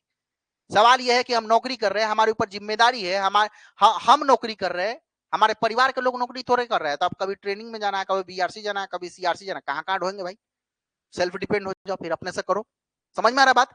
तो उसको एक्सेप्ट कर ली तो वो कर रही है। अब तो हमारे समाज में भी ऐसा है कि लड़की को अगर शुरू से यह बात सोच दिया जाए कि तुम अकेले करो, तुम ऐसे कर सकती हो, तुम ऐसे कर सकती हो, तुम साइंस पढ़ सकती हो, तुम फिजिक्स पढ़ सकती हो, तुम मैथ पढ़ सकती हो, तो वो कर सकती है, गारंटी। लेकिन प्रभाव पड़ जाता है किसका? भेदभाव का। बुद्धि के ऊपर प्रभाव पड़ेगा किसका? भेदभाव का, है ना। तो इसीलिए हम कभी कभी कहते हैं कि हमारे समाज में परसेप्शन, बड़ा खराब परसेप्शन है, लोग कहता है कि महिला को बुद्धि कितना, है ना। ये भी ये भी आप लोग देखा होगा कि हाँ, महिला को बुद्धि कितना होता है, कह देता है लोग ना कि महिला को बुद्धि कितना होता है। भाई हमारा समाज इसको एक्सेप्ट कर लिया है कि महिला के कम बुद्धि होता है ना। अब पुरुष के पास में ज्यादा बुद्धि होता है, मतलब इसको एक्सेप्ट किया तब ना कोई आदमी बोल देता है। बात समझ में आ रहा है? तो ये किसके ऊपर, अच्छा देखो, अब आप पूरा महिला इस चीज को एक्सेप्ट भी कर ली है ना, कि कभी कभी घर में कोई काम होकर, जैसे मान लो कि गैस चूल्हा अगर खराब हो गया है ना, तो दिमाग न लगाएगी, डायरेक्ट बुलाएगी कि हाँ गैस चूल्हा खराब है, देखिए। समझ में आ रहा है? और बनाते समय कोई पुरुष कह देता है कि बुधिए कितना है कि तुमसे बनेगा, अब बना दिया, तो उस चीज को एक्सेप्ट भी कर लेती है, हंसते हुए मुस्कुराते हुए रह जाती है। एक मतलब एक्सेप्ट है कि हाँ हमरा कम है बुद्धि। समझ में आ रहा ना? तो ये क्या हो गया बताओ? लिंग भेद हो गया, ठीक है ना। तो लिंग भेद का कैसे प्रभाव पड़ता है बुद्धि के ऊपर, समझ में आया? इतना सारा एग्जाम्पल दे दिए। अब आ जाओ नेक्स्ट, सना। अब नेक्स्ट देखिएगा प्रजाति, स्पेसिस के ऊपर भी। अब देखो प्रजाति के ऊपर भी बुद्धि का प्रभाव पड़ेगा यार। जानवर के आगे, अब तो भैंस के आगे दिन बचाई, अब भैंस बैठ पगुड़ाई, एगो नॉर्मल सा कहानी आप सुनेंगे। अब बताइए कि जानवर में और इंसान में अंतर है कि नहीं, बताओ तुम, अंतर है। अब तुम बताओ कैसे तुम डिफाइन कर सकते हो? यहाँ पर प्रजाति स्पेसिस के ऊपर भी तो बुद्धि का प्रभाव पड़ता है। अब जानवर के सामने तुम समझ रहा कि हाँ रुक जाओ, अभी 8 नहीं बजा है, अभी दूध मत दो, 8 बजेगा तब दूध देना। अब बताओ, लेकिन किसी आदमी को अगर तुम कहो, किसी व्यक्ति को कहोगे कि 8 बजे से पहले घर नहीं आना है, अभी 8:45 हो रहा है, सॉरी 7:45 हो रहा है, अभी बाहर रहो, तो ये बात को समझ जाएगा। लेकिन भैंसों को ये बात बोलेगा कि 7:45 हो रहा है, अभी बाहर रहो, रहेगा वो? नहीं ना। तो बुद्धि का प्रभाव स्पेसीज के ऊपर भी पड़ता है। जानवर और इंसान को, दोनों को एक आप नहीं मान सकते हैं। अब आप कहिएगा सर कुछ कुछ ऐसे जानवर होते हैं जो एकदम ह्यूमन बिहेवियर के साथ में जुड़ते हैं, लेकिन एक बात जान ले, ह्यूमन बिहेवियर से जुड़ना अलग बात है, उसका ट्रेनिंग है, उसका टाइप है, लेकिन बुद्धि का होना ना होना, उसमें तर्कनात्मक बुद्धि नहीं है। जो जानवर होते हैं ना, उसमें लॉजिकल बुद्धि नहीं होता है, लेकिन मानव इस पृथ्वी का एकमात्र ऐसा जीव है जो तार्किक रूप से सोच सकता है। बाकी जीव तो, आप बताइए, बैल भैंस जो है वो क्या है? जीवी है ना। और मानव क्या है? इस धरती पर जीवी है, लेकिन जीव दुनिया का एकमात्र ऐसा जीव, वो कौन है? मानव, जो तार्किक ढंग से सोच सकता है। बाकी कोई जीव तार्किक ढंग से नहीं सोचता। हम सभी मानव में यही स्पेशलिटी है, इसीलिए हम जानवर से अलग है। बात समझ में आ रहा है ना? तो इसके ऊपर भी क्या करता है? बुद्धि प्रभावित होता है। मुझे लगता है कि बात समझ में आ गया होगा कि बुद्धि को प्रभावित करने वाला कारक कौन कौन है। पहला क्या? वंशानुक्रम, बाकी तुमको याद हो, ये दोबारा नहीं कहेंगे, है ना। उसके बाद में आपको वातावरण समझ में आ ही गया, उसके बाद में एज समझ में आ ही गया, उसके बाद में लिंग भेद समझ में आ ही गया, लड़का लड़की वाला भेदभाव, और प्रजाति समझ में आ ही गया। इतना तक क्लियर हुआ? बताओ पहले, क्लियर हुआ? चलो, अब उसके बाद में देखिए, हम आपको कुछ बॉक्स में, एक थोड़ा सा बॉक्स में, ये इंपॉर्टेंट है, ठीक है ना। यहां से सवाल कर देते, तो हमने सोचा कि आप लोगों के लिए थोड़ा सा बॉक्स में स्पेशल बना करके हम देते, ठीक है ना। ये याद कर लेना। पता है बुद्धि की अवधारणा सबसे पहले किसने दी थी? बी ने। हाँ देखो, बीने ने एक कारक सिद्धांत दिया था, हम आपको बताया ना, केवल जनरल फैक्टर के बारे में बीने साहब बताए थे ना। लेकिन बीने आजकल या अभी चर्चा में इसलिए भी है क्योंकि भाई सबसे पहले बुद्धि के बारे में अगर कोनो बात किया तो कौन? बीने, ठीक है ना। तो इसीलिए बुद्धि का अवधारणा किसने दिया था? बीने साहब ने।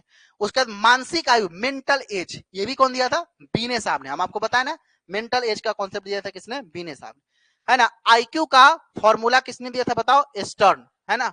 और आपको बताते चले, आईक्यू का फॉर्मूला स्टर्न दिया था, और सीए का कॉन्सेप्ट किसने दिया था?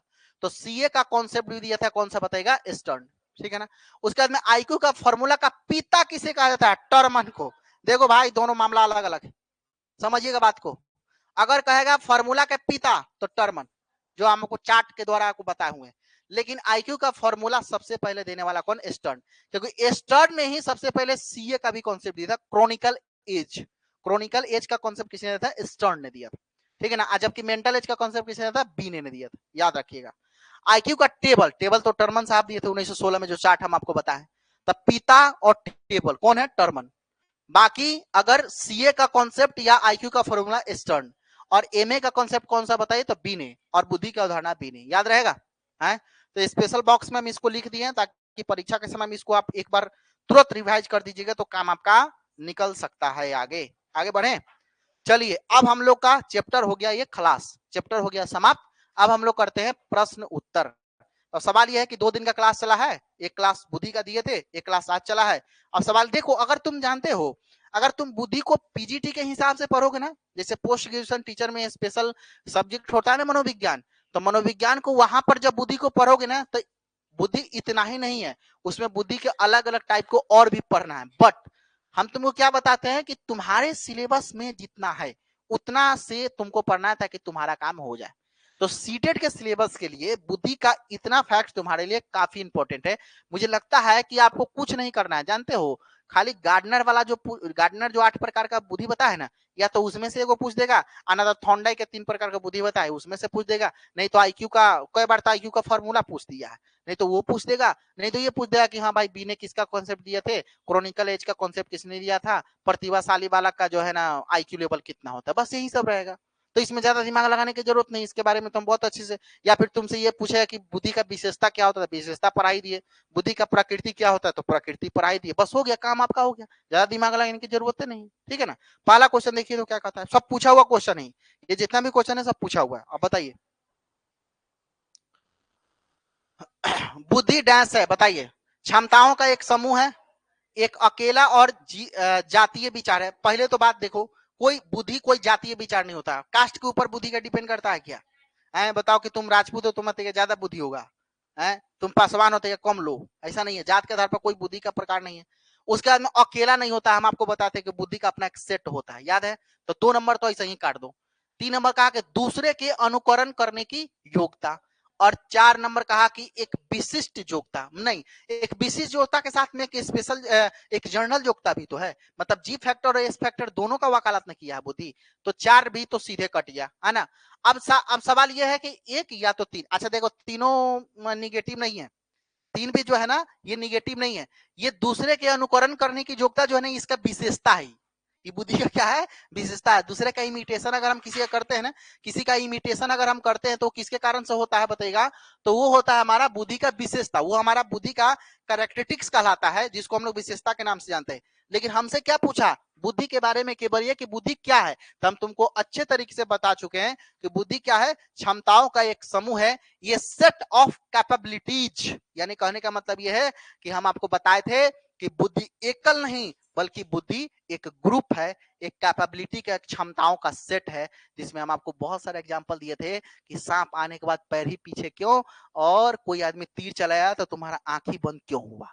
इसका मतलब क्या, कैपेबिलिटी, अलग अलग क्षमताओं का एक समूह है, कौन, हमारा बुद्धि। ऑप्शन नंबर 1 के साथ में जाएंगे, ठीक है। चलो तो अब आप क्वेश्चन नंबर 2 का जवाब दो, क्या कहता है, करा क्वेश्चन नंबर 2 में कि व्यवहारिक बुद्धि को कहा जाता है द प्रैक्टिकल इंटेलिजेंस। अब बताओ प्रैक्टिकल इंटेलिजेंस, अब थॉर्नडाइक के अनुसार में 3 प्रकार का बुद्धि हम तुमको पढ़ाए, याद है, तो उसको हम मूर्त बुद्धि कहेंगे, या फिर अमूर्त बुद्धि कहेंगे, या संज्ञानात्मक योग्यता कहेंगे, या फिर सामाजिक बुद्धि कहेंगे। अरे भाई व्यवहारिक बुद्धि की बात कर रहा है, प्रैक्टिकल इंटेलिजेंस का बात कर रहा है, तो जब समस्या देखेगा तब ना समाधान करेगा, प्रैक्टिकल कब होगा। अब बताओ तुमको एगो रूम में छोड़ दिया जाए और उसके बाद में कोई संसाधन तुम्हारे पास में नहीं हो, कोई प्रॉब्लम तुम्हारे पास नहीं हो, तो तुम कैसे प्रैक्टिकल करेगा। प्रैक्टिकल का मतलब होता है कि संसाधन रिसोर्सेज समस्या रहेगा तब ना उसका सोल्यूशन निकालेगा। तो मूर्त बुद्धि में तुमको हम क्या बताए थे, मूर्त बुद्धि को प्रायोगिक बुद्धि किस लिए क्यों कहा गया, क्योंकि भाई मिस्त्री सबसे ज्यादा प्रयोग करता है। सबसे अच्छा उदाहरण हम तुमको दे रहे हैं, एगो मोटरसाइकिल मिस्त्री को देख लेना, जोर नार के मोटरसाइकिल बनाए रहता है। मोटरसाइकिल मिस्त्री जिसका मोटरसाइकिल का गैरेज हो ओकर मोटरसाइकिल कभी देख लेना, सलेंसर दूसरा कंपनी के है, हेडलाइट दूसरा कंपनी का है, मीटर लगा हुआ है होंडा में बजाज का, है ना, उसका हेडलाइट दूसरा कंपनी का है ना। आप देखिए पूरा प्रैक्टिकली उस पर, मतलब जितना सामान खत्म हो जाता है उसका गैरेज में, उसको लगा करके मोटरसाइकिल बना दिया। आप देखिए मोटरसाइकिल मिस्त्री सबके देखिए, अगर चलवा उलवा जो चलाता है ना मोटरसाइकिल, देखिए चैन कवर गायब है, पीछे से हैंडल ऐसे टेढ़ा है, बाद में फर फर फर फर चल रहा है। देखते हैं ना, तो क्या है वो प्रैक्टिकल, वो प्रायोगिक है ना भाई, वो उसके उसमें वो क्षमता है कि वो कुछ चीज कर सकता है। सो दैट्स वाई मूर्त बुद्धि। अमूर्त बुद्धि थॉर्नडाइक के अनुसार में पहला प्रकार का बुद्धि था, याद है? मूर्त बुद्धि, अमूर्त बुद्धि, सामाजिक बुद्धि, याद है? सो दैट्स वाई इस क्वेश्चन का सही उत्तर ऑप्शन नंबर कितना हो जाएगा? एक। अमूर्त नहीं होगा, अमूर्त में प्रैक्टिकल वाला नहीं होता, अमूर्त में खाली विचार, चिंतन, तर्क, लॉजिक, समस्या समाधान, वो सब आता है, ठीक है? तो ऑप्शन नंबर किसका? बाकी संज्ञानात्मक योग्यता का बात तो पियाजे करते हैं, तो ऐसे ही धरती पे बोझ हो गया। असामाजिक बुद्धि वाला तो पॉलिटिशियन बनेगा, और उसके अंदर सोशल इंटरफियर थोड़ा उसका ज्यादा होगा। सो दैट्स वाई 4 भी नहीं होगा, तो कौन होगा? एक हो जाएगा आंसर, ठीक है? बात समझ में आया? चलिए आइए next next next question number कितना? 3। चलिए 3 का बताइएगा। बुद्धि का पहला सिद्धांत था एकल कारक का सिद्धांत, या दुई कारक सिद्धांत, या फिर बहुकारक सिद्धांत, या फिर 3 कारक सिद्धांत, बताओ। तो पहला सिद्धांत तो एकल कारक सिद्धांत न था, पहले का तो सिंगल यूनिफैक्टर थ्योरी था ना। यूनिफैक्टर थ्योरी को किसने दिया था? बी ने, याद है? यूनिफैक्टर को थ्योरी किसने दिया था? पहले का थ्योरी तो यही ना, इसीलिए तो बुद्धि का अवधारणा का जन्मदाता किसे माना जाता है? बीने को। क्योंकि सबसे पहला यूनिफैक्टर थ्योरी को देने वाले मनोवैज्ञानिक कौन थे भाई साहब? तो वो थे, बताओ, बीने साहब, है ना? दुई कारक कौन दिया था? कौन था बताओ? स्पीयरमैन, जी फैक्टर और एस फैक्टर, है ना? और बाकी मल्टी फैक्टर थ्योरी के समूह कारक सिद्धांत याद है? बताओ। अरे समूह कारक ग्रुप फैक्टर थ्योरी थॉस्टन ने दिया था, मल्टी फैक्टर, और उसके बाद में कौन सा है? 3 कारक, है ना? तो इस क्वेश्चन का सही उत्तर क्या हो जाएगा? ऑप्शन नंबर 1, है ना? ए इज द राइट आंसर। आइए नेक्स्ट क्वेश्चन नंबर 4 पर आते हैं। 4 नंबर क्वेश्चन जवाब दीजिए, क्या है? चलिए बताइए। बहुबुद्धि सिद्धांत डैंस के द्वारा दिया गया था। मल्टी इंटेलिजेंस थ्योरी, बताओ। तो मल्टी इंटेलिजेंस थ्योरी किसी ना गार्डनर के द्वारा, कहा गया? गार्डनर।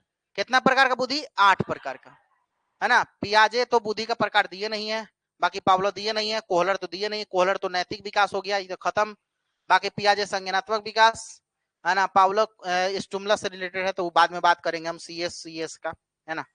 अनुबंधन अनुक्रिया का सिद्धांत। आइए नेक्स्ट क्वेश्चन नंबर 5।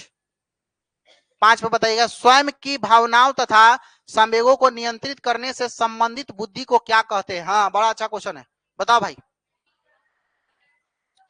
अगर तुम इस क्वेश्चन को गलती बना दे, धरती पर बोझ, ठीक है ना? इतना समझाने के बाद में कौन सही होता है बताओ? हाँ? चलिए बी। हाँ, देखो स्वयं की भावना, अरे भाई तुमको ये बात समझना है, कहाँ दिमाग। स्वयं मतलब क्या हो गया? खुद। तो बताए थे ना, एगो इंटर एगो इंट्रा। अरे भाई जहां खुद आएगा वो कौन है? इंटर है कि इंट्रा है? खुद आएगा वो कौन है? वो इंट्रा है। और इंटर कहाँ आएगा? दूसरों से। बस यही पे पकड़ लेंगे। स्वयं की भावनाओं तथा संवेगों को नियंत्रित रखने से संबंधित बुद्धि को क्या कहते हैं? तो भाई साहब ये है इंट्रा। ये कौन है? इंट्रा। इंट्रा कहने हैं इधर है, intra personal intelligence. Option number किसके साथ? 2 के साथ। लेकिन यह बात लिखा रहता दूसरों की, दूसरों की, तब क्या होता? तब होता इंटर। इसमें देवे नहीं किया है, गायबे कर दिया है ना? तब वो कौन होता बताओ? तब वो होता हमारा कौन सा? इंटरपर्सनल इंटेलिजेंस, दूसरों वाला। तो दूसरों वाला इंटरपर्सनल, और खुद वाला इंट्रापर्सनल। क्लियर? ऑप्शन नंबर किसके साथ? 2 के साथ। बाकी भाषाई बुद्धि, लिंग्विस्टिक बुद्धि वाला व्यक्ति क्या बनेगा भविष्य में? बताओ बताओ। लेखक बनेगा, है ना? बताए थे ना, कहानीकार बनेगा। सबसे प्रकार रविंद्रनाथ टैगोर का कहानी बताया था, लिंग्विस्टिक, भाषाई प्रकार, किताब पढ़ना उना उसको ज्यादा पसंद है। उसके बाद में स्थानिक स्पेटियल इंटेलिजेंस वाला क्या बनेगा? बताओ बताओ। मूर्तिकार, चित्रकार, अरुण योगीराज, स्पेटियल इंटेलिजेंस। और उसके बाद में व्यक्तिक बुद्धि, मतलब ये है सीधे पर्सनल इंटेलिजेंस, इसका कोई चर्चा है ही नहीं। ऑप्शन नंबर किसके साथ? 2 के साथ, ठीक है ना? क्वेश्चन नंबर 6 का जवाब दीजिए। चलिए, बुद्धि की संरचना का सिद्धांत किसके द्वारा प्रस्तावित किया गया था? बुद्धि का संरचना का सिद्धांत किसके द्वारा प्रस्तावित किया गया था? संरचना का सिद्धांत बताओ। तो गिलफोर्ड के द्वारा। इसी को हम लोग 3D थ्योरी बोले थे, याद है? 3D हम बताए ना, इंपॉर्टेंट है भाई साहब, ये इंपॉर्टेंट है। जिसको त्रिआयामी सिद्धांत भी हम बोले थे, या फिर त्रिआयामी सिद्धांत कहो तब, चाहे 3D थ्योरी कहो तब, चाहे संरचनात्मक सिद्धांत कहो तब। कौन है? JP Guilford. क्या नाम था इनका पूरा? जेपी गिलफोर्ड, है ना? JP Guilford. ऑप्शन नंबर किसके साथ में जाएंगे? 2, है ना? बाकी गार्डनर तो बहुबुद्धि वाला है, 8 प्रकार का। बाकी स्पीयरमैन 2 प्रकार का वाला, जनरल और स्पेशल। और बाकी थ्रस्टन का बात छोड़िए। ऑप्शन नंबर किसके साथ में जाएंगे? 2 के साथ। चलिए क्वेश्चन नंबर 7 पर ध्यान दीजिए। चलिए 7 नंबर क्वेश्चन बताइए। अच्छा बताइए, अगर थ्योरी नहीं पढ़े रहते तो क्वेश्चन पकड़ में नहीं आएगा। थ्योरी नहीं पढ़े रहेगा तो क्वेश्चन पकड़ में नहीं आएगा। आपको पता नहीं चला कि स्थानिक कौन है, तार्किक कौन है, गणितीय बुद्धि कौन है, गार्डनर कौन है, विनय कौन है, एक कारक क्या है, दुई कारक क्या है, जनरल फैक्टर क्या है, स्पेशल फैक्टर क्या है, इसे समझेगा तब ना क्वेश्चन पकड़ में आएगा। थ्योरी पढ़ना इसलिए जरूरी होता है, ठीक ना। खाली क्वेश्चन एबीसीडी करने से कुछ नहीं होगा, है ना। अब देखिए 7 नंबर क्वेश्चन। अब सोचो अगर बुद्धि का हम पूरा कॉन्सेप्ट नहीं पढ़ाते, खाली क्वेश्चन लेकर के आते तो कुछ समझ में आता है आपको, कितनों समझाते तैयो नहीं बुझाता। थ्योरी इसलिए एक बार जरूरी होता है। आइए क्वेश्चन नेक्स्ट 7 नंबर क्वेश्चन पर आइएगा। अब आप लोग को तो हम टॉपिक वाइज करा ही रहे क्वेश्चन। आप लोग की परीक्षा की जब तिथि निर्धारित हो जाएगी, परीक्षा जब होने वाला होगा, तो उसके 15-20 दिन पहले इतना ना क्वेश्चन यूट्यूब पर करा देंगे। हर दिन 2-3 घंटा का मैराथन लेकर आएंगे, ठीक है ना। सीधे एक दिन पूरा मनोविज्ञान का सीधे 100 गो क्वेश्चन करा दिए, एक दिन पूरा पर्यावरण शिक्षण का 100 गो क्वेश्चन, ऐसे इतना ना रिकॉल हो जाएगा। ये सब तो हम टॉपिक वाइज चल रहा है ना, उसमें मिक्स चलेगा पूरा पेडागोजी एक साथ। 2 घंटा में 100 गो पेडागोजी उड़ा देंगे भाई, ये काम खत्म हो जाएगा, समझ रहे हैं ना। चलिए आप आइए नेक्स्ट। तार्किक गणितीय बुद्धि से संबंधित है, बताइए। हाँ तो तार्किक गणितीय बुद्धि केकरा से संबंधित है, बहुबुद्धि में। क्या कि तार्किक गणितीय बुद्धि का कॉन्सेप्ट देने वाला कौन था, कौन था, गार्डनर। 8 प्रकार का बुद्धि नहीं बताते, अरे वह 8 प्रकार का बुद्धि में था तार्किक गणितीय बुद्धि।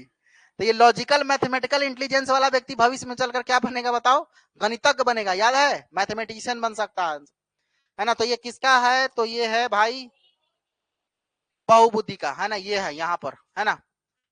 बाकी ग्रुप फैक्टर, समूह कारक, द्वि कारक तो स्पीयरमैन हो गया, है ना। चलिए ऑप्शन नंबर कितना साथ जाएंगे, 4 के साथ।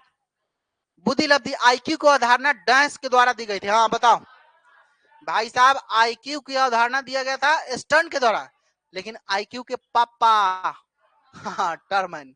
भाई आईक्यू फॉर्मूला के पापा कौन माने जाते हैं, पिता टर्मन साहब। लेकिन आईक्यू का फॉर्मूला की अवधारणा देने वाला कौन, अच्छा अवधारणा देने का मतलब समझ रहे हैं, मतलब कॉन्सेप्ट दिया वो, लेकिन बनाया उसको पापा का मतलब बनाने वाला, बनाया उसको कौन, टर्मन। लेकिन अब देखो एक वाला दिया एमए का कॉन्सेप्ट, सुनो सुनो, विनय साहब दिए कि मानसिक आयु, एमए का कॉन्सेप्ट दिए। उसके बाद में क्या किया कि ये स्टर्न साहब जो थे ये सीए का कॉन्सेप्ट दिए, क्रोनिकल एज का। एमए और सीए मिला करके गुना 100 करके वो फॉर्मूला बना दिए कौन, टर्मन। इसलिए टर्मन को बनाता है पापा, समझ में आ रहा ना। तो इसलिए ऑप्शन नंबर किसके साथ में जाएंगे, 3 के साथ में जाएंगे, ठीक है ना। अब आइए नेक्स्ट क्वेश्चन पे, कौन है भाई। बाकी बी ने तो एमए का कॉन्सेप्ट दिया था, बी ने किसका कॉन्सेप्ट दिए थे, एमए मेंटल एज का, ठीक है। चलिए टर्मन को पापा माना जाता है, चार्ट भी दिए थे, आईक्यू का एक चार्ट भी प्रोवाइड किए थे जो हम आपको पढ़ाएं आपको, ठीक है ना। नेक्स्ट क्वेश्चन नंबर कितना हो गया, समझ में आ रहा है कि नहीं, समझ में आ रहा है ना। क्वेश्चन नंबर कितना हो, 9 9 बताइएगा। किसने सबसे पहले बुद्धि परीक्षण का निर्माण किया था, इंटेलिजेंस टेस्ट का निर्माण किया था भाई। तो मेंटल एज का कॉन्सेप्ट सबसे पहले देने वाला माने ये ना था, अल्फ्रेड बी ने, है ना। तो इन्हीं को ना कहा जाएगा कि बुद्धि परीक्षण का निर्माण सबसे पहले किसने किया, तो अल्फ्रेड बी ने, क्योंकि एमए का कॉन्सेप्ट सबसे पहले इन्होंने दिया था। एमए बड़ा कंफ्यूजन होता है, समझ रहे ना। अगर तुमसे पूछ देना कि सबसे पहले बुद्धि परीक्षण, तब चल जाना बी ने। आज जब कहेगा क्रॉनिकल एज, तब चल जाना स्टर्न। कहेगा दोनों के पापा, तब टर्मन। ऐसे समझ में आ रहा बात। हाँ ऑप्शन नंबर कितना, 2 के साथ। अब 10 नंबर क्वेश्चन है, 10 नंबर बताओ तो। निम्नलिखित में से कौन सा कौशल भावात्मक बुद्धि से संबंध नहीं है, अच्छा याद रखेगा। इमोशनल इंटेलिजेंस से कौन रिलेट नहीं करता है, अच्छा इमोशनल इंटेलिजेंस का मतलब क्या, भावनात्मक बुद्धि का मतलब क्या। भावना का मतलब समझते हैं इमोशन, इमोशन का मतलब समझते हैं, इमोशन शब्द बना है इमोवियर से। इमोशन का मतलब क्या, हंसले गाले, समझ रहे ना। अब हंसले भी और गाले भी ये दोनों क्या है, इमोशन है। अब तुम रो भी रहे हो तो वो भी इमोशन है, और तुम हंस रहे हो वो भी इमोशन है। अब आपको जरूरत से ज्यादा अगर खुश हो जाओगे तो आंसू आ जाएगा, और जरूरत से ज्यादा दुखी होगा तो बाल्टी के बाल्टी आएगा, है ना। तो हमारे कहने का मतलब क्या हुआ कि भाई ये इमोशन का जो संबंध है वो पूरा का पूरा किससे होता है, हमारे भावना से होता है। मतलब तुमको बताते हैं जब टैक्सोनॉमी पढ़ाते हैं हम, ब्लूम्स टैक्सोनॉमी, तो ब्लूम्स टैक्सोनॉमी में ब्लूम साहब ने, बेंजामिन ब्लूम उनका पूरा नाम था, ब्लूम साहब ने अपने शैक्षिक क्षेत्र को 3 डोमेन में बांटा था। पहला था कॉग्निटिव डोमेन, दूसरा था अफेक्टिव डोमेन, और तीसरा था साइकोमोटर डोमेन। तो अफेक्टिव डोमेन में उन्होंने भाव का ही बात किया है, इमोशंस का बात किया है, तो इमोशंस हमारा किससे जुड़ा, भाव सा, भाव से जुड़ा हुआ है। तो कह रहा है कि कौन भाव से जुड़ल न है, क्वेश्चन में ही देखो, ताकि ये ना पूछ रहा तुमसे कौन सा कौशल भावात्मक बुद्धि से संबंध नहीं है ना। ऑप्शन नंबर 1,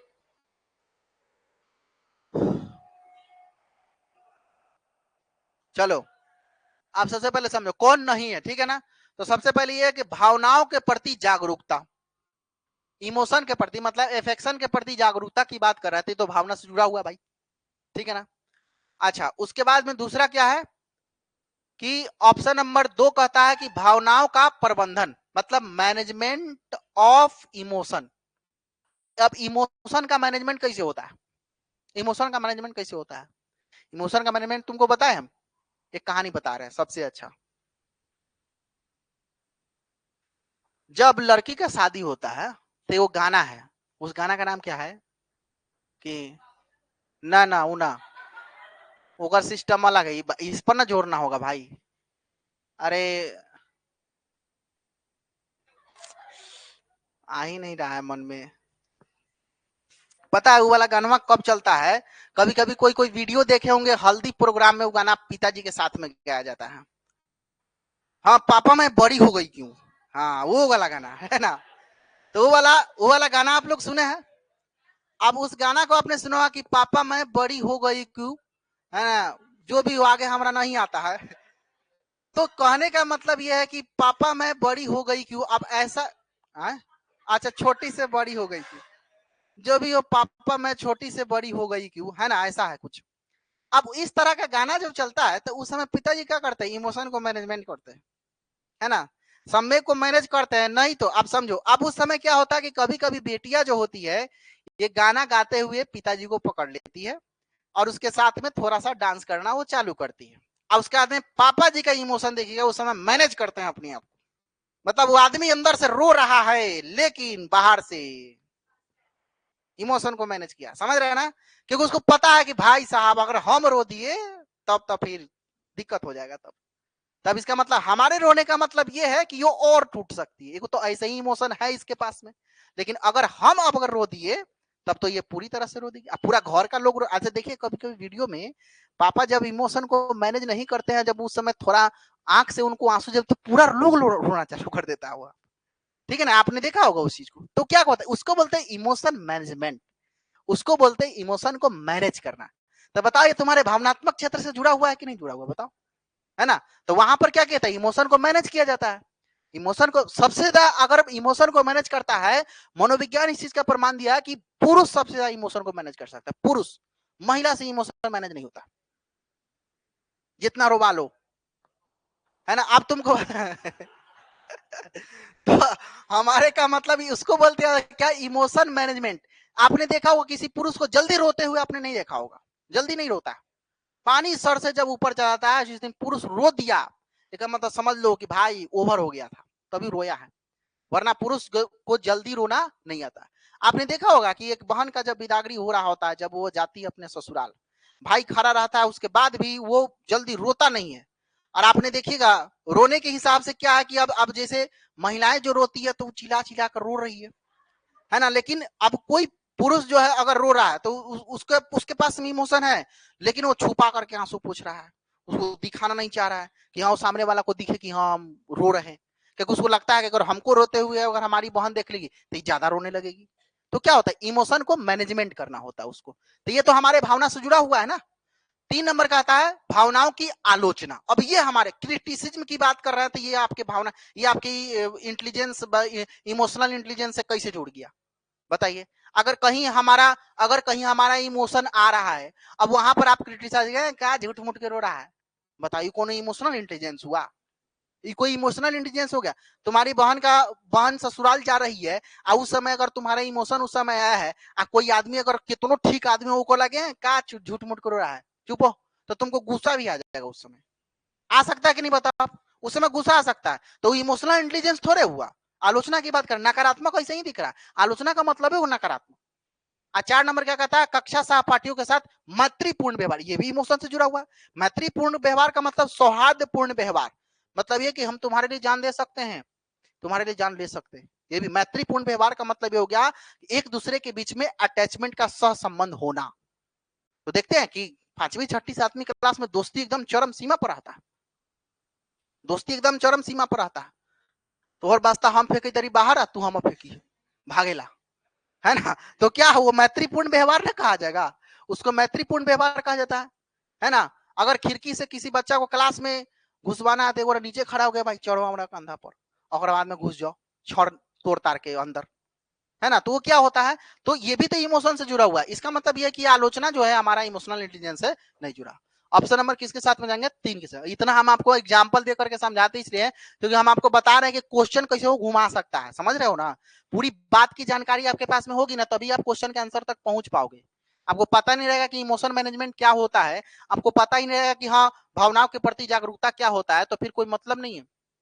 समझ में आ रहा ना। चलिए इस क्वेश्चन का सही उत्तर क्या हो जाएगा, ऑप्शन नंबर 3 हो जाएगा, ठीक है ना। 4 नहीं होगा भाई, 3 होगा। अब आइएगा नेक्स्ट क्वेश्चन पे आते हैं, क्वेश्चन नंबर 11 नंबर क्वेश्चन पे आइए। चलिए बताइए 11 नंबर का।